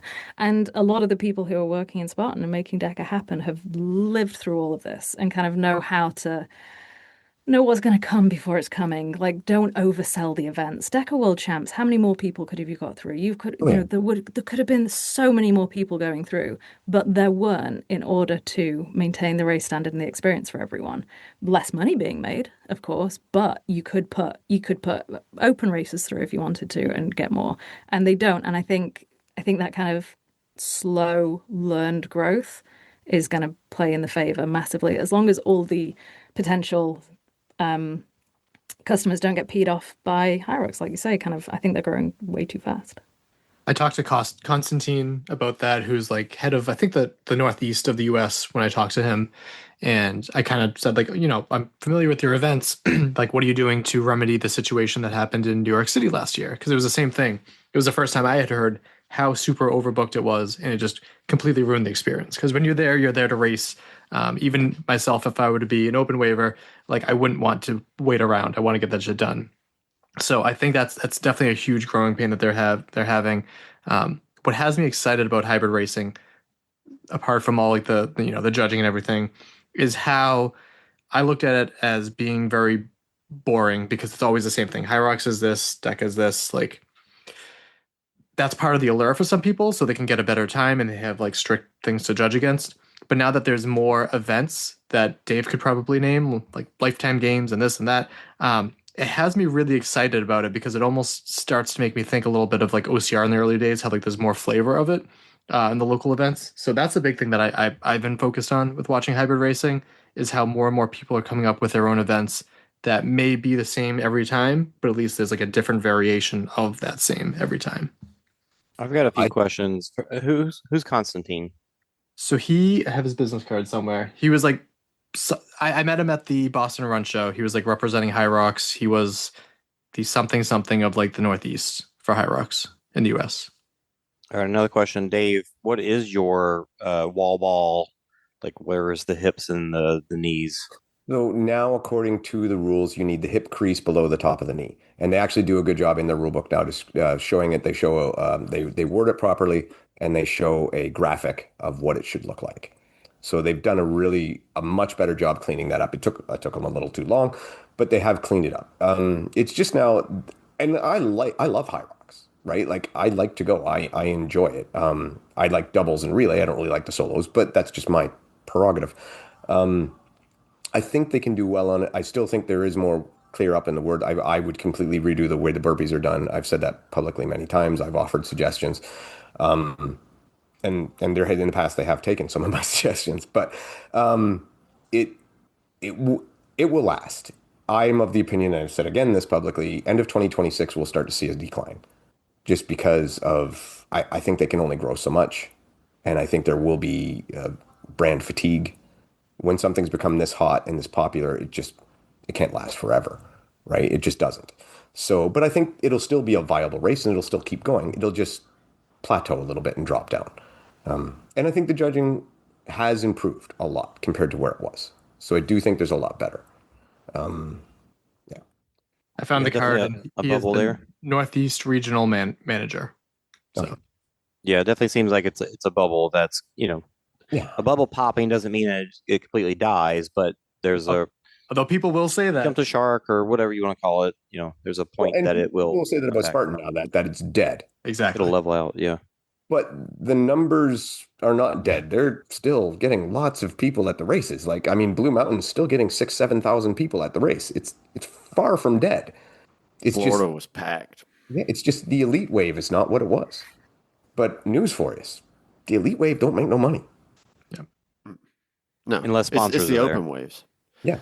It's like I always say on my podcast when we do episodes, when we talk about stuff that we see in a race where it's not judged right and people cheat and blah, blah, blah.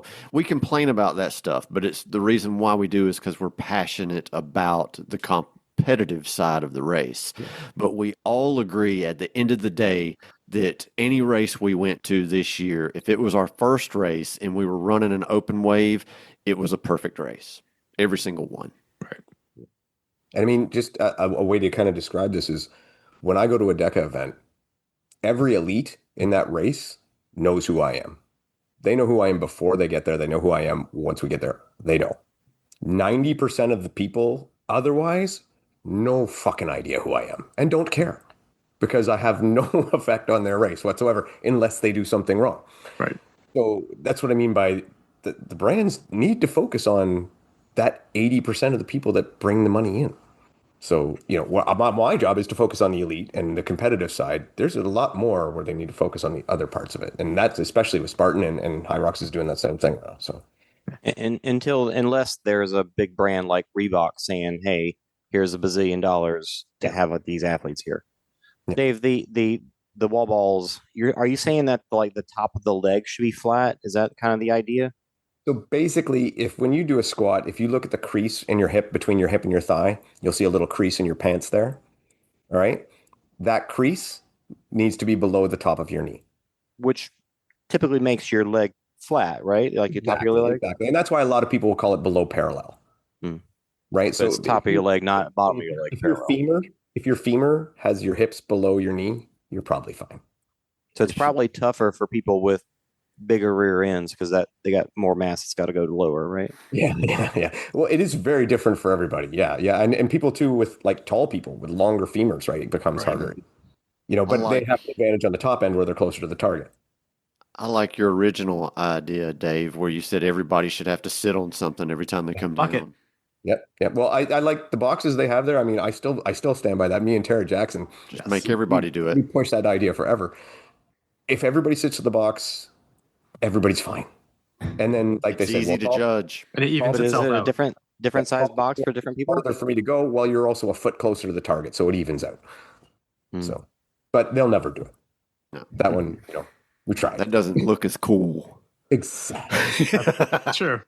Because squatting and throwing a ball in the air looks cool. Right. And burpee broad jumps too. Don't forget. They look cool too. Yeah. Before Dave talks about other possible brands that are coming out and all that stuff, I'd like to ask Scott. You I don't know if you've even done any hybrid events, have you? No. From your perspective as an obstacle course racer, I have done some DECAs, and I know obviously Dave has done a lot of DECAs and a lot of high rocks. Francesca, I don't think you've done any of those. I think she has. You've done one by now, right?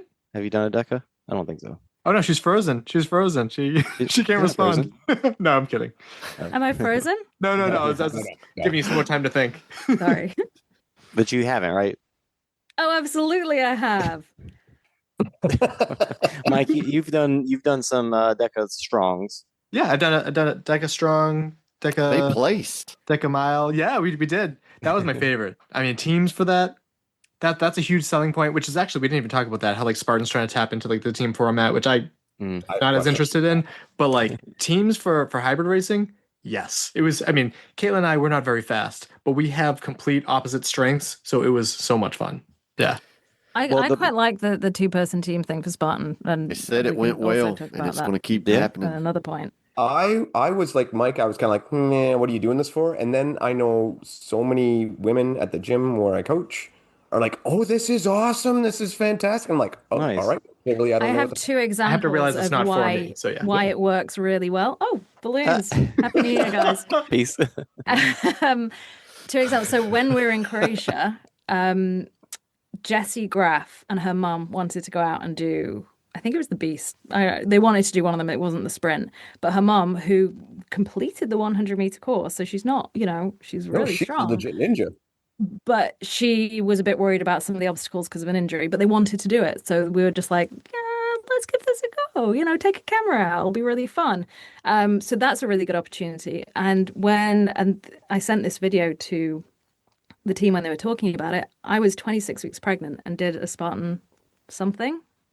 And kind of agreed with the team. This was before I worked for Spartan, that like I'll do as much as I can, and then my partner will take over and do bits for me. So it was that kind of like, I'm getting to do stuff, but no one can call me out for not doing what I can. And for me, it's an accessibility thing as well. Like more people can get to do it without feeling like they're going to be called out because they're not doing the right thing. And it seems fun in that way. I quite like that. So I have a question about some of the rules, basically, and I'm the rule guy, and I'm going to ask you guys the rules because I'm not up to date on the rules for the. I've just realized I don't know all the rules, so I might be wrong. All right. I do know some of them. So my first question comes to me, and let's just say Scott and I were racing as a team. We get to the monkey bars. I go to We the monkey can't bars. race as a team because we're not the same age group. Oh, okay. So, That's another really? thing. Yep. All right. So everything I just said might kind be of weird totally to me. scrapped. Okay. So let's just say, for argument's sake, though, we're in the same age group. We're racing. Gotcha. Okay. We go through. We get to the monkey bars. I go to the monkey bars. I fail. Do we immediately have to do the penalty, or does Scott get to try? I can't remember. And so that was one of my first questions about it. And then again, the proximity to each other, how you have to stay together, what kind of distance do you need to be from each other? Is there anything like that? I don't really think there needs to be, but it's just a question. But mostly the penalties and stuff like that. That's where I was kind of curious as to how those would work. And if you got multiple attempts for each person, or if I go, we fail, we both do the penalty. Does one person do the penalty? Can we split the penalty? Kind of just little logistic things like that. Does each person pay Let me full pull it price up. too? Like that's another aspect of it where I always thought it was kind of goofy of like World 700 teams, but like both teammates paying full price. Like that I don't know. I think I've you never get a liked little that. bit of a discount if you sign up I've together. realized I'm in no position to talk on this whatsoever because I clearly don't know anything about it. I feel like there was a it was a discounted price. But when I think of like the like not lack of accountability, but like if you don't feel like doing all the obstacles, like why don't you just do open? Like that's where my brain is. But like so this is the teams is like a competitive. I only want to do half the obstacles venue avenue. I got the rules right here. I mean, how much fun you and Caitlin had doing your doubles together. I think it I mean, that's the thing. I mean, I didn't take that into account when they first had the idea, but it transitions. I mean, because that's what I hear from the ladies at the gym is like, oh, we just want to run together and have a blast. But you can also do that in open. So that's yeah. But if you do, you're still going to have all the volunteers saying, "Hey, give it a try." Like they're going to expect you to do everything. Yeah. But if you can go in without that expectation, if it gets more people into trying it that feel more comfortable, and I guess it is going to be more women, I'm going to be honest, who go, right, cool, now I can try this. And then maybe elite doesn't seem so scary. Maybe it opens that door a bit. Who cares? As long as it's getting people to do it. So you register as a pair. The categories are age group or open. So in the open wave, you can probably do mixed ages, I assume. You have to stay together. Partners must remain close on course and start and finish within 4 seconds of each other. Okay. Most obstacles, only one partner needs to complete. If they fail, only that athlete serves the penalty. Exceptions, both must complete spear throw and fire jump. Spear miss by either, both serve the penalty. So if Dave makes his spear, I miss my spear. Tough luck. Dave is doing 30 burpees with me. So that burpee pit would be even more populated than normal. Both people have to make the spear? Yeah. In order to not do burpees, yeah. Both have to make Don't it. like that. Yeah. So I'm curious, Scott, when you said the age group and before you said that you and I can't run together because we're not in the same age, I'm surprised that it's not done the same way DECA does it, where it's like a combined age. Right, which I thought was brilliant. It might be for open. It could be an Says results, doubles age group pairs are ranked only against doubles age group pairs. Doubles results are separate from individual age group result. That's pretty much all it says. Because I think maybe we don't have enough information about it. Yeah, I would like to go on the sign up there and stuff and just see if we saw the This is on the Zen desk right here, so they don't really have a lot of pairs. Can pairs be mixed gender? Yes. Doubles allow same sex or mixed gender pairs in both age group and open. Yeah, open probably doesn't matter age. Yeah, I bet you it's going to be either an average of the age or a combined total. I can't see them having it where basically, so let's say where Jessie Graff can't run with her mom. Yeah, I think that would cut out a ton of people. Yeah, because I mean, how many parents would like to go out there and run with their kids? Mm-hmm. Maybe it is. Yeah, so I'm betting it, and considering they already have the model in DECA where they do, like for example, Ryan and I will be competing in the 100 to 119 age group, right? I would imagine they're going to go in that direction. Minimum ages match the standard minimums for each Spartan product and are enforced on race day. Age group placement is determined by age as of December 31st. So it's going by age group, not combined. I think that's saying you still have to be 18 to run a beast. Yeah. That was the first part. It still counts on what age you are. That's how I understood that. Are there age requirements? Minimum ages match the standard minimums for each Spartan. Oh, I guess you're right. Yeah, that's just requirements to race. Okay, you're right. Which that was a whole insurance change that happened before Croatia and drove everyone nuts. So they had age group at the Florida race? Yeah, is there results for that we can look up? There may be. I think there is. Yes, that would be the only we kind of changed topics there. Sorry. That's from hybrid. I was hoping I think I had more to say, but I was trying to give Dave a chance to talk about the other races out there when I asked about. Yeah, you've had some episodes. The leg shape of your wall balls, but yeah, hybrid in general. Oh, that's right. I was asking everybody else, what kind of hybrid races have you done? Because to me, loving OCR, one of the things about OCR is even when you go to the same venue, you still get a different course, and there's always something that's different about OCR, and that's what I love about it. Plus, it's outdoors. That's probably the biggest part of it. And for me, wasn't it hybrid. 4 years ago, everyone wanted OCR to be standardized. I didn't want that. Not me. Not me. Not me. That's what Joe wanted. So we could go to the Olympics. Yeah, for me, that's part of hybrid racing has been like, it's cool that you get a time and then you can improve on that, but then that wore off real quick for me. Like it wasn't that big of an allure. It was cool, but it wasn't amazing. I think for people that are more inclined to be like, I'm gonna use the word gym bros, but not in a negative connotation, just like gym bros, like that indoor out, that's kind of their thing. Whereas the outdoor OCR definitely suits me more. And like Scott, like I can't really imagine you getting super into a hybrid, but some people really do. So Dave, you're kind of in a good middle ground there. What do you think? So I think you're exactly right. So most of the hybrid stuff, even the stuff that changes, is probably not going to be for you, right? Because you want to be outside. You want this. I mean, even Bethany, my podcast partner, who's done so much, she's a world champion at this stuff. She misses the mountains. She misses the trees. She misses the trails. That's, I don't, right? That stuff's not me. I'm more that gym culture. And that's cool. It's just different strokes for different folks. So the hybrid's not going to pull from OCR the way it did right in the beginning. Like the way High Rocks pulled all the elites into it right in the beginning. The way DECA was pulling all the elites from OCR right in the beginning. Those aren't mostly going to be the ones that stick around. It's the people from the gyms. People who go to the gyms and they want a quantifiable, they want a measurable result. They want to be able to go, okay, this is what I lifted last week. What can I lift this week? Or 6 months ago, I was this fast. Now 6 months, where's my pace at now? That's the people that are, and there's a lot of them out there, right? They're all over the 5Ks. They're all over the marathons. They're all over the gyms. That's the market that they're hitting, and they're finding their way into it now. And for me, like, I do like a little bit of variance, but that's why, as Mike brought up, these smaller and different events, I think will make High Rocks and DECA, which are the same events all the time, last longer, because I can dip my toes over here and do something else and then come back into here and measure that against my results from before. So I get the best of both worlds. So yeah, it's worth saying. It's not for everybody, right? But there's a lot of people it is for. Yeah, I mean, it's just, different strokes for different folks. It's just all it is. I always think when we say, oh, OCR's dying, there's not, how many millions of people, is it just not reached yet? Like, there are so many people that could try. And if we think of DECA as in the format of, strong mile atlas, you can pick a gym any weekend and do it. And it's not a long event. it's something gyms, that type of gym that run affiliate events are running their own competitions constantly. And the people who attend those love to go to them. And then the bigger events are really good fun.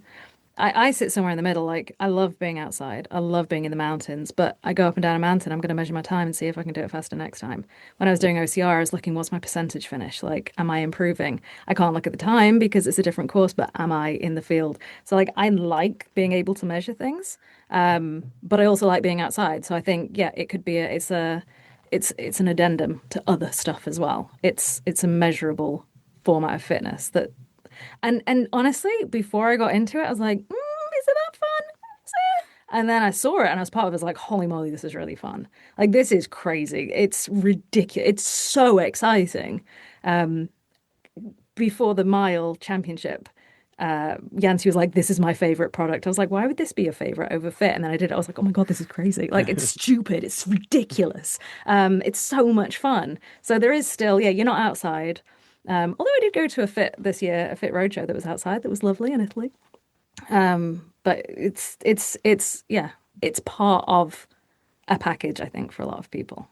Yeah, think of how wild it would be if they made a DecaFit, but the running portion, made a DecaFit outside. Deca trail. And the trail portion was actually some technical trail running. Think of how fun that would be. Well, I think that's a good segue. We keep asking Dave to tell us about future hybrid events that are coming out. What kind of crazy stuff are we looking for? Yes, he's going to call it Deca Earth. Deca Earth, yeah, there it is. From Deca. Okay, so from Deca, if you have not done, which a lot of people have not because it's still very new, have you not done a 4-person Deca relay? That is probably the most fun hybrid race I've ever done. I didn't know there was a thing. I didn't either. So we I didn't know there was a 4-person either. We tested it in Fort Wayne. And we had 3 teams go. We had a team from Pure Impact Gym, and then we had 2 teams basically of Spartan employees or volunteers. So our team was me, Yancey, Nelson, and Ricardo, and all guys over 50. And just the amount of speed and switching back and forth and strategy was just mind-blowing, but it was so fun. And everybody has to do the run portion, right? So everybody runs the first 500 meters. And then 2 people will have to run every other one until the last one, and then they have to all run the last one together. Oh, wow. It's like World Toughest Mudder rules almost. Yeah. So it is crazy strategy. So but you can split the stations as much as you want. You can split the stations however you want, whenever you want. So, and stations are doubled. So instead of like 500 meters, you're doing 1,000 on the row. Instead of 30 lunges, you're doing 60. So all the stations are doubled. The running maintains the same, and it goes so quick. And it was just a blast. So when it's doubled like that, do you still only have one piece of equipment for 4 people to share? Yes. Oh, wow. Yeah. And at the end, it was crazy. We were doing all 4 of us jumping in and out, doing the burpees at the end. And it moves quick. That's what I love about the Deca teams is you see so many people, like, their strategies written on their arms or on their legs. And, I've done it, yeah. Really well organized, and they know exactly what they're going to do. And then they're just like, take over from me again. Especially burpees. Well, we tested it in Fort Wayne, and then they actually had an official one in Austin, which surprised me as to how many people jumped on it so fast. There was a team of dudes out there that had the football quarterback flip things, and that's where they had their strategies. No shit. Oh my God, that's awesome. Wow. That's brilliant. So so from Deca, that's a great one. Atlas is always people are just getting new to Atlas, used to that. It's one of my favorites too. I really like that. I love Atlas. I feel like they haven't pushed it as much as they should have. I mean, I went to the first one. I thought it was great. It definitely attracted the gym bros, but like getting more of those gym bros into that and then them learning how to run, like Atlas is really hard. Atlas is totally different to Fit Mile Strong. It's 10 different zones. And honestly, I started training for foundation. So it's then done in 2 weights. It's called Peak and Foundation. I started training for Foundation and I couldn't do it. Like it was the over shoulder. I couldn't push that much over my head. I've got really weak shoulders. Very shoulder intensive. And Yancey said and I love this line, is Deca will meet you where you're at, but take 100 people off the street and only 35% of them will be able to do Atlas. Like, it is a lot harder. So you do have to train for it, but it's really good for the CrossFitters and the gym bros. But it is currently more of an affiliate product. When are they having holding them? In the gyms. In the gyms, the affiliate gyms.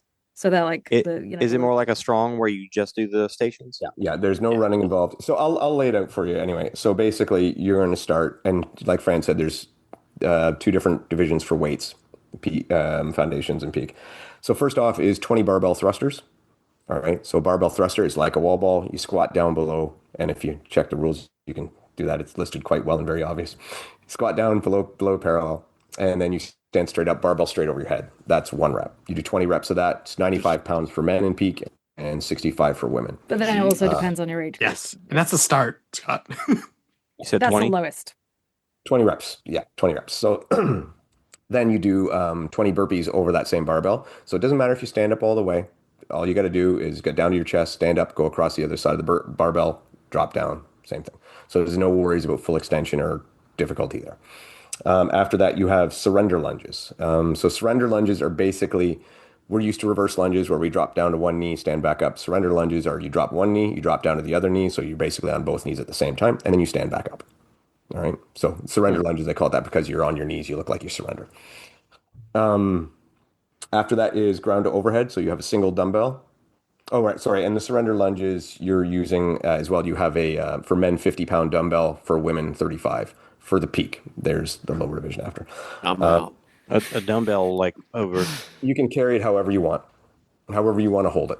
This sounds like super intense. It's Even like really you great. can cradle it if you want to. You could cradle it if you want to. However you want to hold that dumbbell is fine. As long as it doesn't touch your legs. Right. After that, you have a ground to overhead. So you take a single dumbbell with one arm.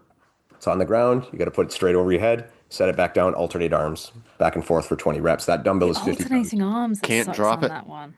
No, you can't drop it. No. And you can't drop any weights. And that dumbbell is 50 pounds for men, 35 for women. I don't think I could do all this. And there's a time cap. There's a time cap. Yeah, We have so much time. After that is a weighted bear crawl. So basically, again, That you have sucks. a dumbbell in each hand, and you have to bear crawl with the dumbbells 5 meters down, 5 meters back, and you repeat that 4 times. So for 40 meters. What's the dumbbell weight? 250s for men, 235s for women. Jesus Christ. Then you go to weighted sit-ups, which are just like you see in a DECA Strong, but you'll likely be using probably a weight plate. And that one, I believe, I always forget on that. I think that's 35 pounds for men and 25 for women. I might be off on that. I have to double check. Then you do basically it's called a farmer carry, but it's a deadlift really. So you start on a line. You have a 5 meter course. You have to pick up the dumbbells or kettlebells, deadlift them up, walk it with 5 meters down, 5 meters back, set it back down, and then do that 6 times. Weights are 100-pound each dumbbells for men and 70 pounds each dumbbell for women. So your deadlift 100 pounds each? Yes. Yeah. Ooh. I was trying to help them like prepare all the weights and stuff. I'm like, are these the right weights for? So then you have a shoulder to overhead. And it's this one that I can't do. And Fran, you are not alone. This eats everybody up because by this time your shoulders are very fatigued. I'm sure. So basically 2 dumbbells, 1 in each hand, shoulder, straight overhead, 20 reps, 250 pounds for men, 235 for women. That one usually destroys everybody. Then you got just single under skipping, jump rope, 100 single unders. I suck at jump roping. I'd be the only one I'm really good at. timed out on this so fast. So you got 100 reps of that. And 100 jump rope reps? 100 jump rope reps, yep. And then the last one is an Atlas clean and carry. So you take a dead ball, you got to pick it up off the ground, put it on your shoulder, run or walk, run, whatever, 5 meters out, 5 meters back, drop it down. Do that 10 times. The weight is 100 pounds for men and 70 for women. What's a normal Spartan Atlas? 90 for men, I think, isn't it? Spartan Atlas about 90, Scott, give or take, 80, 90. And you have to do it 10 times? 80. I've heard 85 to 100 pounds. So yeah, 10 times, and it's 100 The thing that sucks about some of these movements, although it's really clever in the way that it's designed, because I've seen this happen in really small gyms. Yeah. So for the affiliates, they can run it in really small spaces. But it means, like, if you would, when I was training the gym and I hadn't read into that much detail, so I was going like 20 meters. So you just go, and it's the putting it down and picking it back up. And watching the bear crawl and the constant needing to turn, turn, looked brutal. Oh. So basically, so it's gonna take longer to get bigger because it's so much more limited in how many people can do it. I think it's a great product. I want. What's the time cap? 30 minutes. Jeez. I want to work towards it. God. Yeah, no way. I objectively could not do it, and I can't even imagine myself getting to a point where I could. That is. So that's peak, and then foundation. Basically, the men's do the regular women's weights for foundation. So basically, you would do like 35-pound dumbbells, and your dead ball would be 70. Your farmer's carry would be 70 pounds. So those are the same weights. And then the women, and that's why I don't have it right in front of me, so I might be a little off. But I believe the thrusters are 45 pounds. Most of the burpees over the bar are the same. Most of the dumbbells you're going to be using for foundation. I was doing kilos, so I have no idea. Hold on, I'm gonna bring in my expert here. Rye, foundation weight for women on the dumbbells. Foundation for Atlas. Shout out to the art gallery. 20s. So the women use 20 pounds for the foundation there. So men are 35s, women are 20s. So yeah, the farmer's carries I believe is 50s. No, 70s are regular. 50s for the women's farmer carry for foundation. If I'm not mistaken. Man, I'd have to train for that. Yeah, but it's I can see a good thing for the gym bros to like. If I didn't train for that, I wouldn't be able to walk the next day. I trained for it and I couldn't walk the next day. Yeah, when this was come up, and I will say I did have a hand in a lot of the design on this. It was not my idea, but I had a hand in some of the design and some of the movements. The concept though was not. This is not like a money making tool. This is something to give gyms another product to show to give to their clients, something else for gyms to train for, and also something where if your gym doesn't have a tank, a skier, a rower, all these other things that are very expensive, this gives you a product to put out there and start with. You could still do this. And quite frankly, I love it. I did one today. I figured we'd talk about it. We'll talk about that when we go to goals later on. But yeah, 30 minutes is the time cap for this. It's not, and that was the other tagline at the beginning, Yancey's. It's not for everybody. Everybody can work to do it, but it is not where most DECA things is promoted as for everyone. This is not for everyone. Correct me if I'm wrong, that Dave. makes it so much more fun, though. Go on, sorry. Dave, are you the one person on the planet that has done that, or the first person that has done it with a ruck? I think I'm still the only, yeah. Because Mark Jones shouted that out when I interviewed him earlier this month or last month, and just what an animal you must be to do all that with a ruck. He said to me when I did it, and I put a post up, he goes, "You're an idiot. I can't believe you did that." I'm like, I can't believe you didn't beat me to it. What a better compliment. What's a better compliment from him? That is awesome. Yeah, I thought for sure he'd beat me to it. So athlete type wise, who are we seeing do well at this? Like any athletes that we know? CrossFitters doing it. Do you know what? Tanya Ties did it when it first came out, and she got a great time. I mean, she wasn't thrilled with it, but she also wasn't in the best of health. But it was way under the. Oh, she's ridiculous. I love her. But I think her time was under 17 minutes, and that was just giving it a first go injured. What? Yeah. So I will tell you right now, best times we're looking at right now for men is a guy just finished doing it just under 9 minutes and 10 seconds. And for women, I think right now we're looking at around low 11s. That's just not okay, though. What's the probably get hurt trying to throw all those weights around that fast? What's the pro strong world record? Pro strong time for men, again, I'm going to say that's mid 10s, I think. And for women, high 11s. Well, what the heck's the difference that these heavier weights that these people are doing them just as fast or faster? Well, there's no machines in between, right? Oh yeah, the row and so much of your strong gets eaten up on the machines. That makes sense. But it's like he said, this is a way for gyms to do it without owning all that extra equipment. Exactly. I was doing it in my dining room. What's your time? My best is 14:30 something. Dang. The strong world record is 10:33 for men and 11:55 for women in strong. See, I pretty much nailed that. I was close. Well done, you. Real quick, when it started, for the first day, the DECA Atlas for the men record was 11 minutes 18 seconds. So you can see how that's got shattered. And then for the women, it was Kayla Cittadino with 11 minutes 38 seconds. So it's really cool seeing how it's been. Kate, she might still be very close. What was her time? The Atlas peak record is Benjamin Harris at 9:54, and for women is Janelle Teal, who is incredible, at 10:30. So Ben Harris there, he has beat that record. It just hasn't made it to the leaderboard yet. Has there always been the differentiation with Atlas? I didn't realize that there was two different. Okay, I did not know that actually. And the foundation record is 9:26 for men and 9:14 for women. So yeah, it's I like it a lot. But those are the two things, that and the 4-person team from DECA. As far as other events, you have Athics is supposedly coming over. Athics is very cool. You have it broken down into 3 divisions, 3 separate parts. You end up doing a lifting portion, which is where you do like basically 3 movements, and you need to do your max weight for 3 reps, 4 reps, 5 reps, whatever it is for that one. Then you take a rest. Then you do a running / cardio portion that this year has running and rowing in it. And then you have a rest as well, like a mandatory rest. And then you're into a Metcon. So basically like a metabolic conditioning thing where you have like some snatches, a dead ball to carry, a bunch of different stuff back and forth, like a CrossFit WOD basically. So that one is really cool in the fact that every year it changes. So it's the same for the whole year. And then the next year it will change. It'll still be a similar vibe, but the movements might change and so on and so forth. So that's very cool. And that's supposed to be coming to the States this year.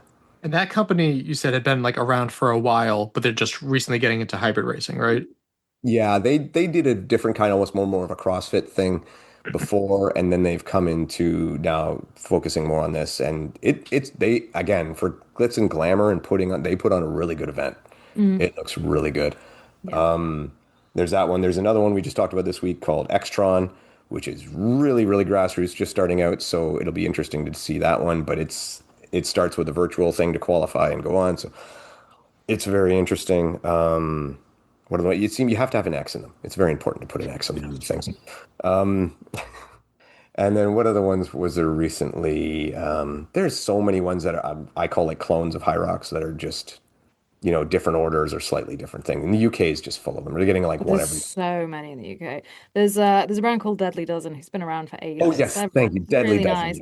But they've just opened the Deadly Dozen Institute of Racing, which is literally, it's in the town I went to school in. Like it's just down the road from me. And it's an affiliate with everybody. And it's an affiliate, and yeah, they're really good. They're really nice guys. Super events. Like there's a really nice community at the minute of people even affiliates supporting each other. And that one's done outside. Yeah, that's not, well, in the Institute of Racing they might do them inside now, but yeah, they're gonna host. Normally be on a 400-meter track. They're gonna host all kind of things there as well, which is super cool that they have their own gym space too. So that's a slightly different way. Deadly Dozen normally would be there's a dozen zones or stations, and between each one you run 400 meters. And so it's one lap of the track. It's very simplistic in that way. It's not, you're never going to get confused. It's like I do this and then I run a lap. I do this and then I run a lap.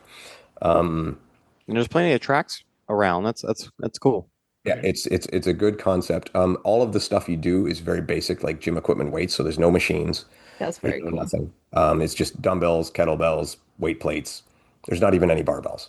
So it's a nice setup. It's different. The weights are much lighter and more manageable, but the rep count is huge. So like very, very high rep counts. Almost all of the lifting stations are 60 reps. Except for the last one's a 20 rep for devil press, and devil press is basically a ram burpee with dumbbells. So it's a good one. It's fun, and they have Fran. I don't know how many different variations you can do with machines, without machines, in the gym, strongs. There's so many different variations of it. There's so much to keep track of. Like it's crazy. So yeah, you're going to be overloaded with stuff, and then I have to shout it out every time I talk. RX1 in Canada, in Quebec since 2012. OGs. Still going. Fantastic event, and it's outside. Scott would love it. What's that one like? Although they have sandbagging though. They have a lot of sandbagging. I get upset about what's that one like? Basically, it is like CrossFit, but lighter with more running. So you would Isn't that what Hot Rocks is? No, man. You'll have more CrossFit like actual movements. High Rocks is realistically very simplistic. I mean, the movements in High Rocks are and they're supposed to be that way. So it's it's much more technical than that. So a lot more skilled to it. But again, divisions for everybody. So are you saying that one was like an early, what we now consider hybrid racing? Oh yeah, like 2012. CrossFit was CrossFit for forever, and then we started calling things hybrid racing. Dave's been talking about this event for a long, long time, like before his podcast. I remember. I did my first one in 2017. And like I said, they had been around for 5 years since then. So they're just a local event that I always like to give credit to because that's awesome. Yeah, they've been doing it forever. So yeah, you're not going to be short of things to try. So even if your High Rocks is sold out and you didn't get in, many options. So I was going to ask if anyone else had any other topics, but we're like 2 hours in. Does anyone else have any other topics though? I did look up the results for the Spartan team race and the doubles results for the super on Sunday, which is, it seemed like that's the only one that had them. I think because there was a sprint. And does anybody know if I'm wrong here? I have no There was idea. a sprint and on Saturday and Sunday, and it looks like there was only a. You could do the for whole super. trifecta on Saturday if you wanted to. They opened up one heat of a super on Saturday, so if you wanted to do a whole trifecta on Saturday, you could. Did you do that, Scott? And then on Sunday they had a super sprint. No, I did But not. Sunday seemed like it was the only race that had doubles. Yes, Sunday as far as for the the results super. go. Exactly. Yeah. Now, in there, it does show a separation between co-ed male and female, but some of the teams definitely had different age groups. Does it list what the age group would be? Well, I found in the scoring, and it says that the standard Spartan rules apply with double specific protocols. Doubles age group pairs are ranked against others. Double age group pairs only mixed and same sex pairs are ranked together with age group. So it says like if you're 18 to 24, you run with the age group 18 to 24 in the doubles pairs. It shows the example. Well, it's interesting when you look at the results, it shows co-ed number one team, and then it says co-ed 25 to 29, and they were both 25 to 29. But there are other, like number 4, the fourth place team was not the same. They were 30 to 34 and 35 to 39, and it doesn't list co-ed whatever next to them. It just said because they weren't. They were a different. But it still says they're number 4. Like it lists co-ed is all mixed 1 through whatever 5 teams that they had. Female is mixed 1 and 2, and then male actually had the most team. Yeah, I'd be shocked if they didn't switch to how Deca does. It was actually 2. Yeah, it would Definitely make best way. sense because it seems like at a lot of races they won't even be able to fill up all the age group Yeah, slots if they do it this way. Yeah, way too limiting to do it that way. Oh, absolutely, I agree. And I don't know anyone else that does that in any races doing teams. It seems. I'm like you. Average age seems to be a better. Like imagine having like the perfect pairing and then like they age a year and then they're out of it and you can't race with them anymore. It's just Well, yeah, if it's ridiculous. something a husband and wife wants to do, and the husband might be in that next age group bracket. Right. Well, also age group, there was 5 co-ed teams, 2 female and 2 male, but then there was more than that in the open. Yeah. Not a lot more, but some. So just thinking about like when they get that many teams, then they can start separating it out. Yeah. You know, DECA's done that. Well, they Time to said this snag was some the of these test too, so they may not have did everything according to the rules as well that they have set. Time to What was snag that, Dave? podium, Scott. Go get him. Go snag podium. Yeah. You and Michael. So, time to start to wrap up with goals from last year. I'm really not looking forward to going over mine, but we can start with Scott. You only had, I guess, technically 2 goals. Get healthy and race again, and get married. So how did your goals go for 2025? They went great. I mean, I got healthy with 1 injury and got a couple more injuries, but I worked through it and got in a good training block, and I got some speed on me this year. So it was a good year training wise. And I got married, which was the most important thing this year. And we had a great wedding. Just me and her. We eloped in the mountains, and it was a great time. We're going on our wedding anniversary in a couple of weeks. Nice. Scott, awesome. do you have a coach or you do your own programming? I've just been doing my own thing. Good for you. Good job. Appreciate it. Fran, you had the goal of a lot less travel, but hopefully getting to just as many events for coverage. So I guess we can start with that one. Yeah, absolutely. Well, funnily enough, I remember laughing about this in January because I said a lot less travel, and 2 weeks into January, I went to Kuwait with the OCR report.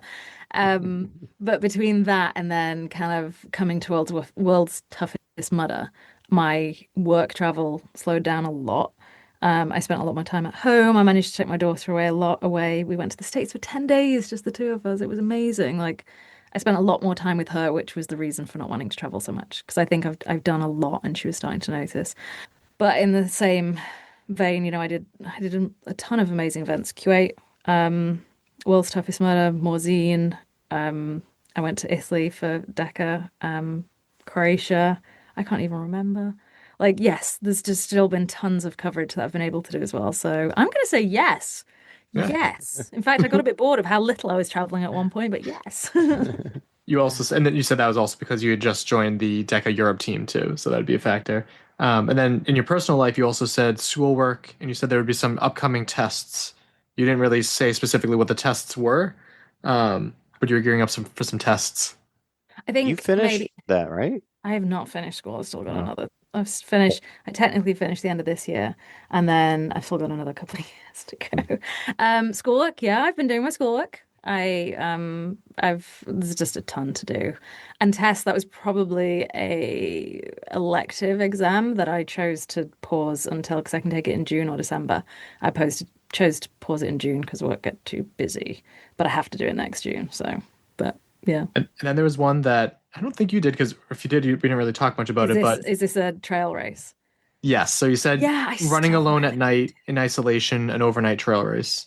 I just couldn't find one that wasn't. I saw a really good one that looked like a great option, but it was the same weekend as World's Toughest Mudder. So I haven't found one that's an okay enough time of year that I would be okay with doing it, because it gets freaking cold here. That I've had the availability to do yet, unfortunately. Sure. But I did something else this year that kind of was, fulfilled that gap a little bit. So good. Jason, you had complete some Ragnars.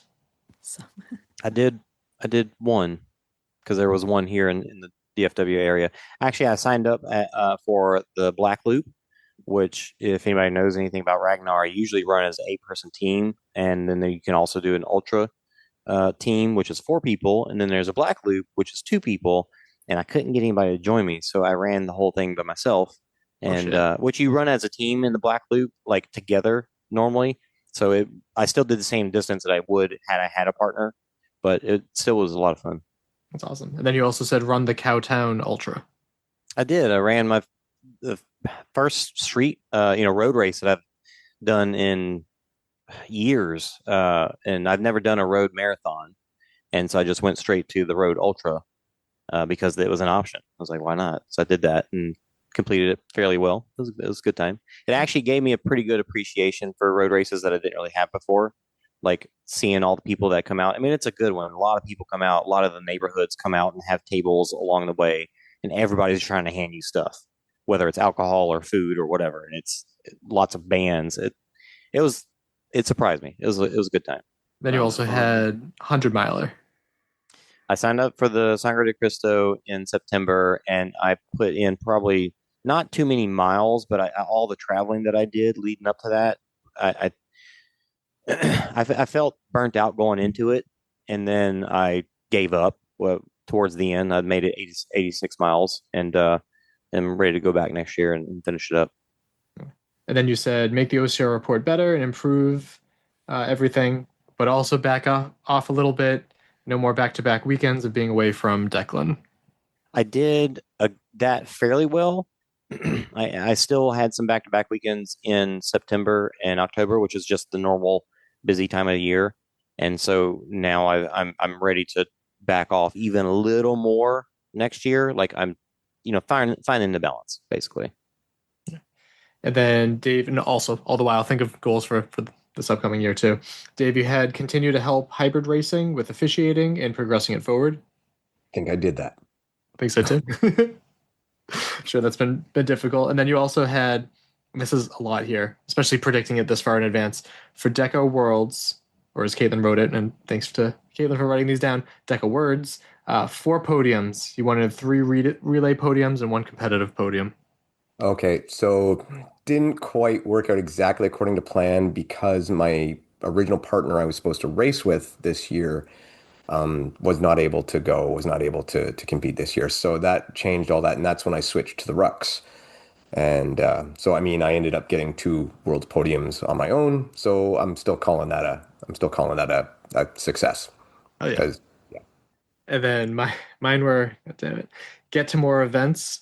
That most certainly did not happen. I don't think I went to like many at all, other than World's Toughest Mudder and a local Spartan. That's kind of it. Get to Spartan Trifecta World Championships. Didn't end up doing that. Got a little bit of regrets for that. Run 1 or 2 more ultras. I DNF'd 1 ultra, so that's a quarter of the way there, I guess. Technically, you finished it though. Yeah. And then one headed by Dave, Caitlin and Dave versus Mike and Riley relay. We still need to make that happen. I got to get in shape because I say it every year. That would be so much fun. And well, you better, because Riley's going to be pissed if you let her down. I know, and that's the great thing about teams too. Is like you can't let the other person down. Like that's great. Caitlin and I are coming to smash you, bro. Yep. Yep. So goals for next year, Scott? Anything on your mind? Man, I just want to stay healthy and just continue to race, man. Just have fun with my friends on course. That's what it's all about, man. If I didn't have the friends and the community that I have, man, I probably would already quit this.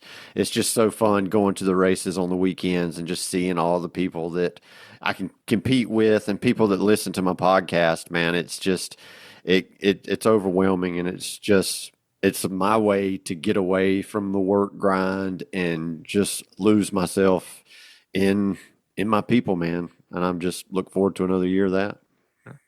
Fran? I mean, continue to work on building a healthy body. I think I'm the strongest I've ever been, which is amazing at 40. But I've made a lot of changes in the way that I train in order to get there, because having a child killed me. So continue to, do that. And then I really want to climb more mountains this year. I on the day of Ryland's funeral, I did Snowdon, which is a peak in Wales. And it was awful. It was terrible. I really didn't want to get to the top. I've told this story quite a few times, and I gave myself a really severe talking to. If you look at my MyZone data, it's like 1 hour and 20 of the red zone. It's terrible. And I got to the top, and the most incredible thing happened. And then I got down, and had to add on a few extra kilometers because of parking. And I realized I'd done it in a really, really good time. And I was like, holy moly, this is the fastest I've ever done this mountain. And so I was like, right, next year, because I'd like to start at like 5 a.m. when it's still dark and it's empty. I was like, next year when it comes to spring, I'm gonna do this. I'm gonna do it again. I'm gonna do a different route. I've got a time I want to do it in.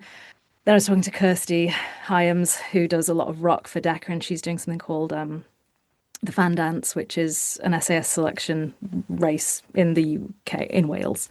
And she's doing it soon, the winter edition. I was like, that would be really cool to do as well. Because I'm not big on the running. I'm going to be honest, I don't like running. But I mean, I did 5 hours up and down a mountain by myself with no music, and I had the best time ever.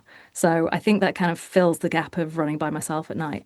In fact, yeah, I did do a lot of that at night time. Yeah, so I want to do more of that. And I don't need to have a specific event for that. I just need a day where I'm free and I can make sure I can get there and back and safely. And that's it. I don't need to be finding events. I just need to be finding my own time. So my goal is to try and do a few more mountains this year. That's great. How about you, Jason?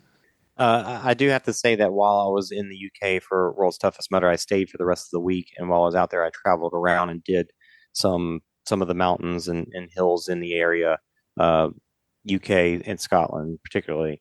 And I got to attest that they do have some really amazing places out there. So I had no clue, to be honest, that they had such beautiful places out there in the UK. But anyway, for myself, I do plan on going back. I've already signed up for Sangre de Cristo to go back and do that 100-miler in particular. If I do another 100-miler before then, that's fine, but my goal this year is to do the one that I DNF'd last year. I've got Anna Landry, who used to do OCR Talk with me. She lives up there in the area, and I told her, I said, I know I need a crew. I went out there without a crew last year, and I know I need to stop being stubborn and just have a crew. And she even told me recently that she got a pacer for me. I was like, I don't really want a pacer because I'm stubborn, but I feel like I should be able to do it all on my own, but she's my crew chief now. Oh, that's right. She said that she would crew for me if I went back next year. I said, that's awesome. So she's my crew chief, and I told her I'm not going to be stubborn. I was so stubborn with April so many times at World's Toughest Mudder, trying to figure it all out on my own, and I'm just going to trust her. Just be like, you're my crew chief. So I'm going to listen. If you say I got to have a pacer, I got to have a pacer. So to go back and do that. And another big one is I really want to do a last minute Ragnar. Like Ragnar's got a really cool Facebook community where people are constantly every week and that they're having races. They're like, hey, I got an opening for a team. Does anybody want to jump in? You know, and I would love to be like, I'm free this weekend. People are calling for teams. Let me just go get a flight and go out there and go. Like that seems like that'd be a really cool time. Preferably if it could be ultra or black, but I'm not going to be picky. And the 4-man ultra Ragnar is so much fun. So good. So good. Have you done it? Yeah. Have you done the Appalachian one? We did the one that was in, it was somewhere in North Carolina, I think. Okay. I'm really eager to do the Appalachian one in particular, if that can happen. But OCR coverage wise, I do plan on finding the balance again, continuing to find the balance. And I feel like I've got a pretty good schedule laid out this year to not do more than 2 weekends in a row. And more so just to open myself up to be able to do, not to be gone all the time. That's not the point, but to be able to do these Ragnars and all these other personal things that I want to do without killing myself. You know, basically find balance so that I can keep doing the OCR report live coverage because I want it to keep happening. I don't want to get tired of it because I love it. So I have to back off some to make it keep going. Yeah. How about you, Dave? You guys make me feel really bad because like all of your goals are like, I want to be better and healthy and happy. I want to fucking win shit. Well, Dave, if we were in those positions, maybe we would say that, but Dave, I don't feel like I'm in a position to be winning. Win. If I could, I would. So. God should be out there winning more shit. But anyway, I do want to say something about when you mentioned Anna Landry. A lot of OCR podcasts have come and gone, but I don't think there's anything I miss more than drunk OCR talk. The OCR talk drunk episodes were some of my favorites. So I really thank you, man. Put that out there.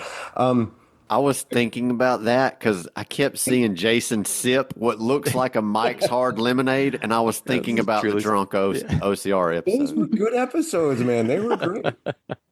Hey, I'm down to do that. One of you guys just let me know. All right. I would do one with you. I'll even drink real for that day. Nice. That doesn't happen often. Hey, that's a goal for 2026. All right.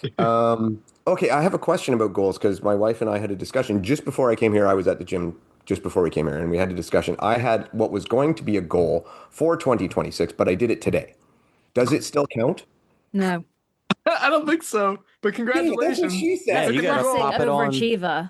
Pop it on 2025. Got to do it again and more. I need to know what it is, though. So you're gonna cut time off of whatever it was for next year. Yeah, I think I can do that. So we talked about Deca Atlas. We went all through it. So what I did, and I sent this to Yancey, I made a thing that I called Deca Atlas X. Basically, I took all the weights and multiplied them by like 1.5 or 1.4. So like the thrusters were 135 pounds. The burpees over the bar were the same. The surrenders were 70 pounds. The ground to overhead were 70 pounds. The bear crawls were with 270 pounds. Sit-ups were 45 pounds. Farmer carries was a 300-pound farmer carry. The shoulder. How long is that farmer carry? It's 60 meters. So you got to put it down every 10 meters. What's that? Yeah, it's 5 there. Yeah. So then the shoulder to overhead was 270-pound dumbbells. The single unders were still single unders, and the Atlas ball at the end was 150 pounds. So I did that today, and I was like, that was supposed to be one of my goals for 2026. But I did that. There today. you go, early start. Heck yeah, dude. I will. I'll cut more time off it. Do it, but do it faster. I'll do it faster. Yeah, do it faster. What'd you get for a time? Was 34, wasn't it? No, 38. 34 was a different thing. That was So it was 38:30, I think it was, somewhere around there. Dang. So I wouldn't have made the regular Deca Atlas time cap, but I was also just kind of really going slow, making sure I could do it because I didn't. Silly. If I could be safe. Yeah. So anyway, so that for goals, podcast wise, I just want to keep going. Bethany and I are on season 6. Very much still having as much fun as we've ever had, and that was always the goal with our podcast, was to do it as long as we're enjoying it, and we're still enjoying it. Heck yeah, man. We're gonna keep going. Athletic wise, want to qualify again for DECA Worlds this year, but this time Ryan and I together as a team, we want to qualify for all 3 distances and race at Worlds together for the first time. Nice. So that's very big for us. At DECA Atlas, I want to set the best time for the year for over 50. And if they do have a championship or have a big event of that, I want to go. I want to go win that age group. Nice. So, yeah, those are. I think those are mine. Oh, and another thing is we have a thing where we started an HTX, which is our own little race. It's our own little hybrid race out of gyms. We've had a couple of tester events that went really well. Actually, they had one gym just asked me, and they did one in the UK just as a test event too. So I want to host a full event of that, and yeah, at least one, maybe two, and hopefully get a online leaderboard set for that. So. Nice, dude. That's awesome. All right, for my goals, first and foremost, I get below 200 pounds. I put on a lot of weight this year, heaviest I've ever been, and hating it.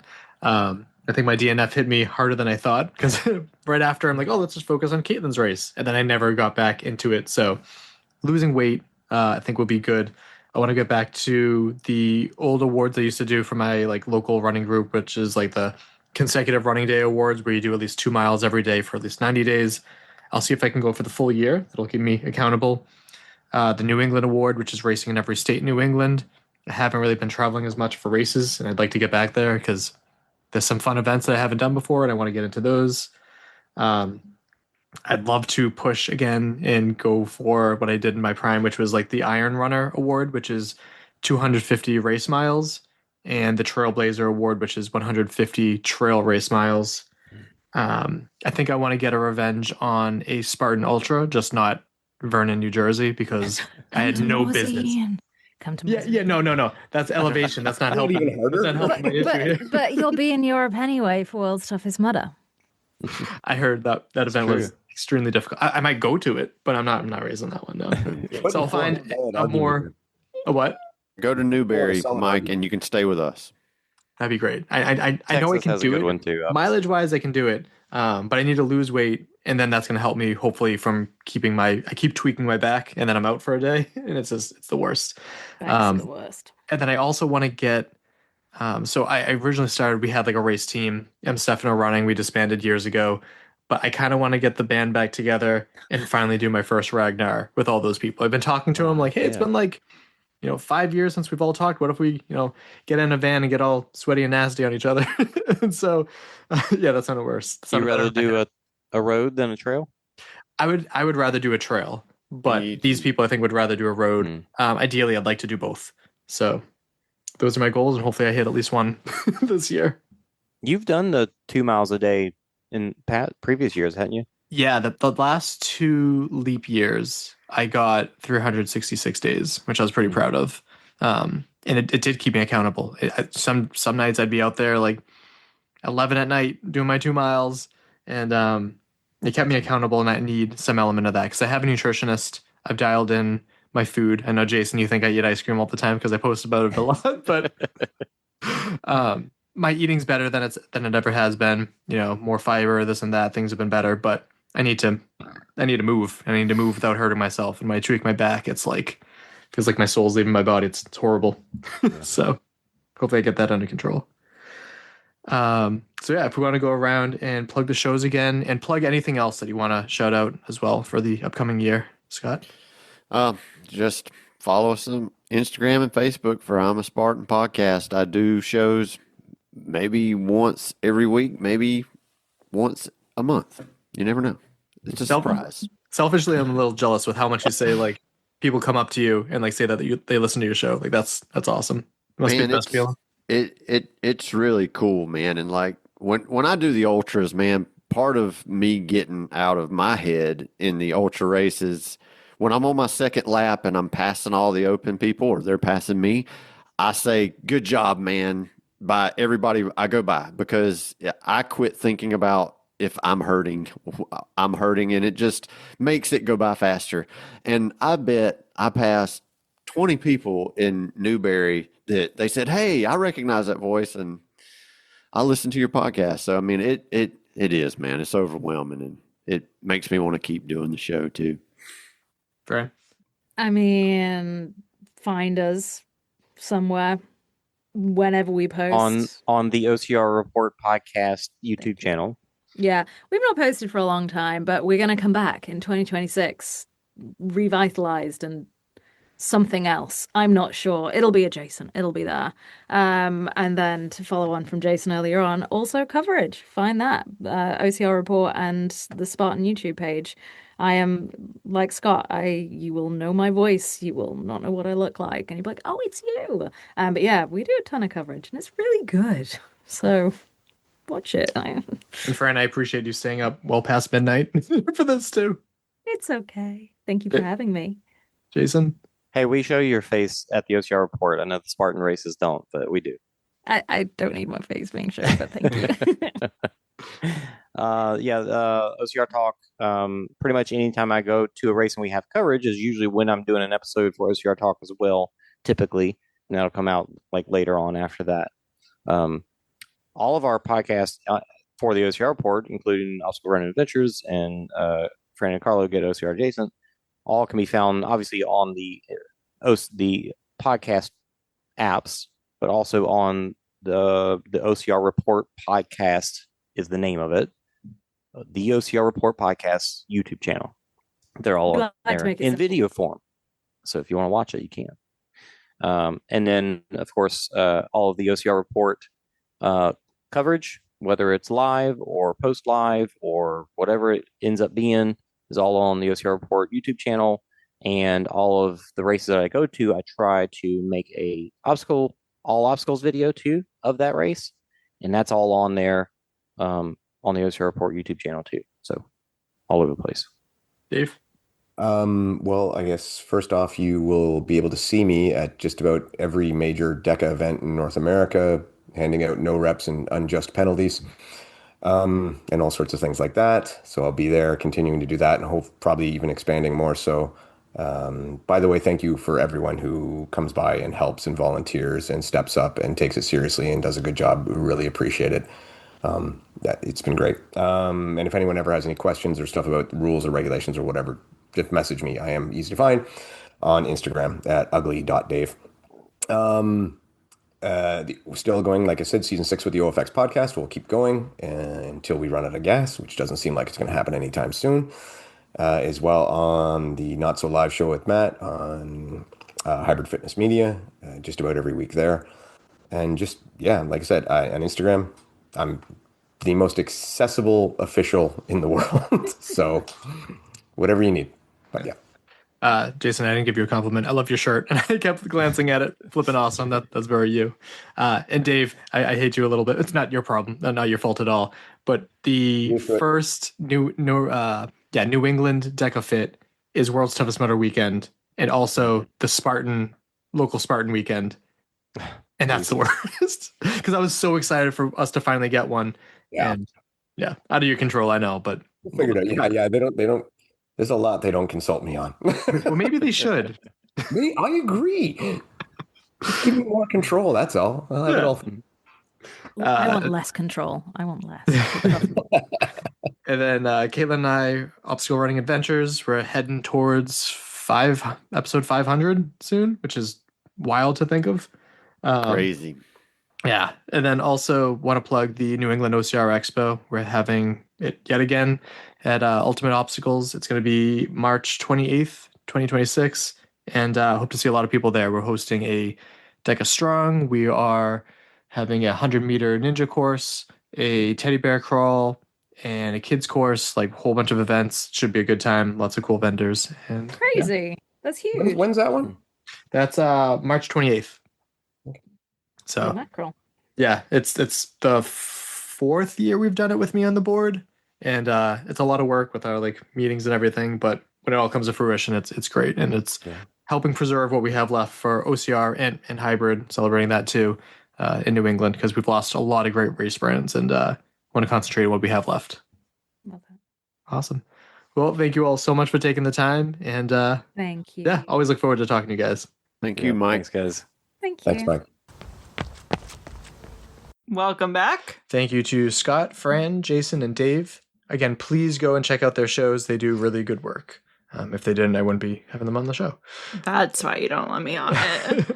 4 related episodes. Episode 105 was OCR Roundtable Chat with Heather Bodie, Matt B. Davis, and Josh Chase. Episode 157. 2019 OCR Podcaster Roundtable Chat with Josh Chase, Scott Knowles, Jason Dupree, and Anna Landry. Interesting. Yep. Episode 209. I think you've been on one of these before, right? No, I haven't. Okay. 2020 OCR Podcaster Roundtable Chat with Josh Chase, Scott Knowles, Jason Dupree, Anna Landry, and Kim DeVos. Episode 261. 2021 OCR Podcaster Roundtable Chat with Matt B. Davis, Scott Knowles, Dave Claxton, and Rich Ryan. Episode 313. 2022 OCR Podcaster Roundtable Chat with Dave Claxton, Scott Knowles, and Bracken Crocker. Episode 366. 2023 OCR Podcaster Roundtable Chat with Dave Claxton, Jason Dupree, and Fran Chiorando. And episode 418. 2024 OCR Podcaster Roundtable Chat with Fran Chiorando, Dave Claxton, Scott Knowles, and Jason Dupree. Subscribe and follow wherever you get your podcasts. We are Obstacle Running Adventures on all of the podcast players. And if you liked what you heard, leave us a review. Yeah, you can like and follow us.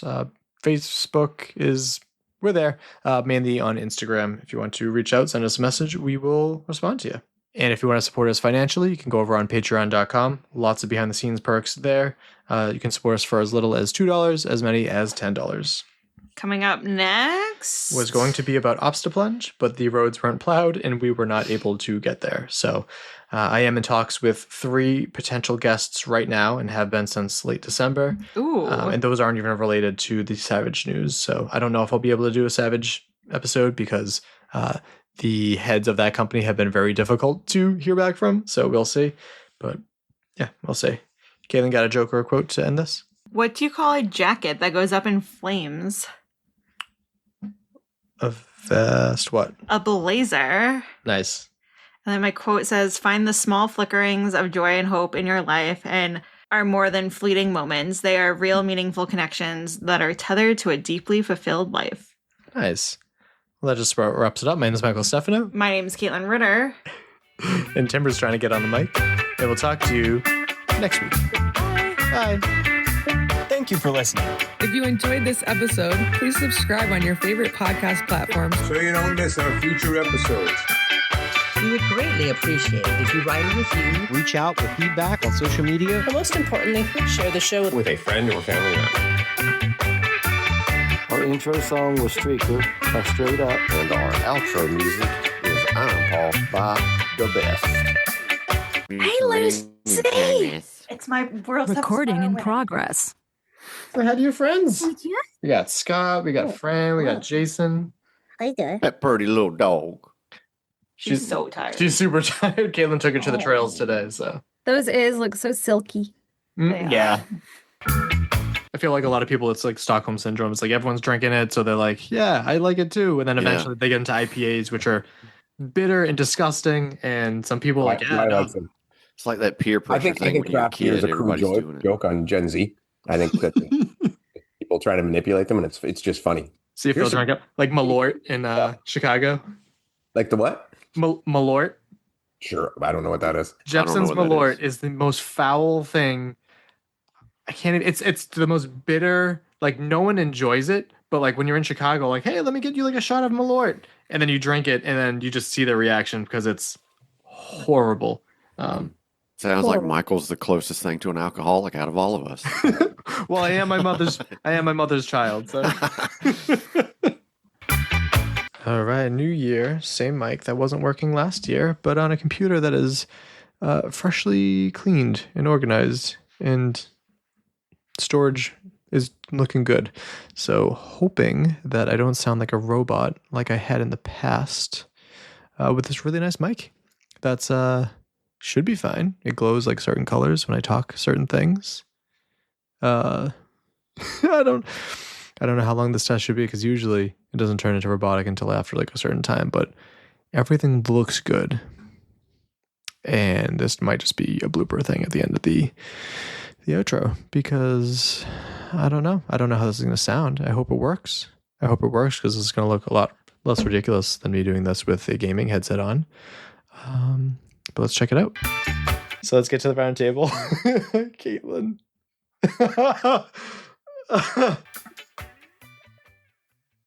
But I can't even reach the stop button. Timber, say something. So, meow. Just make a noise.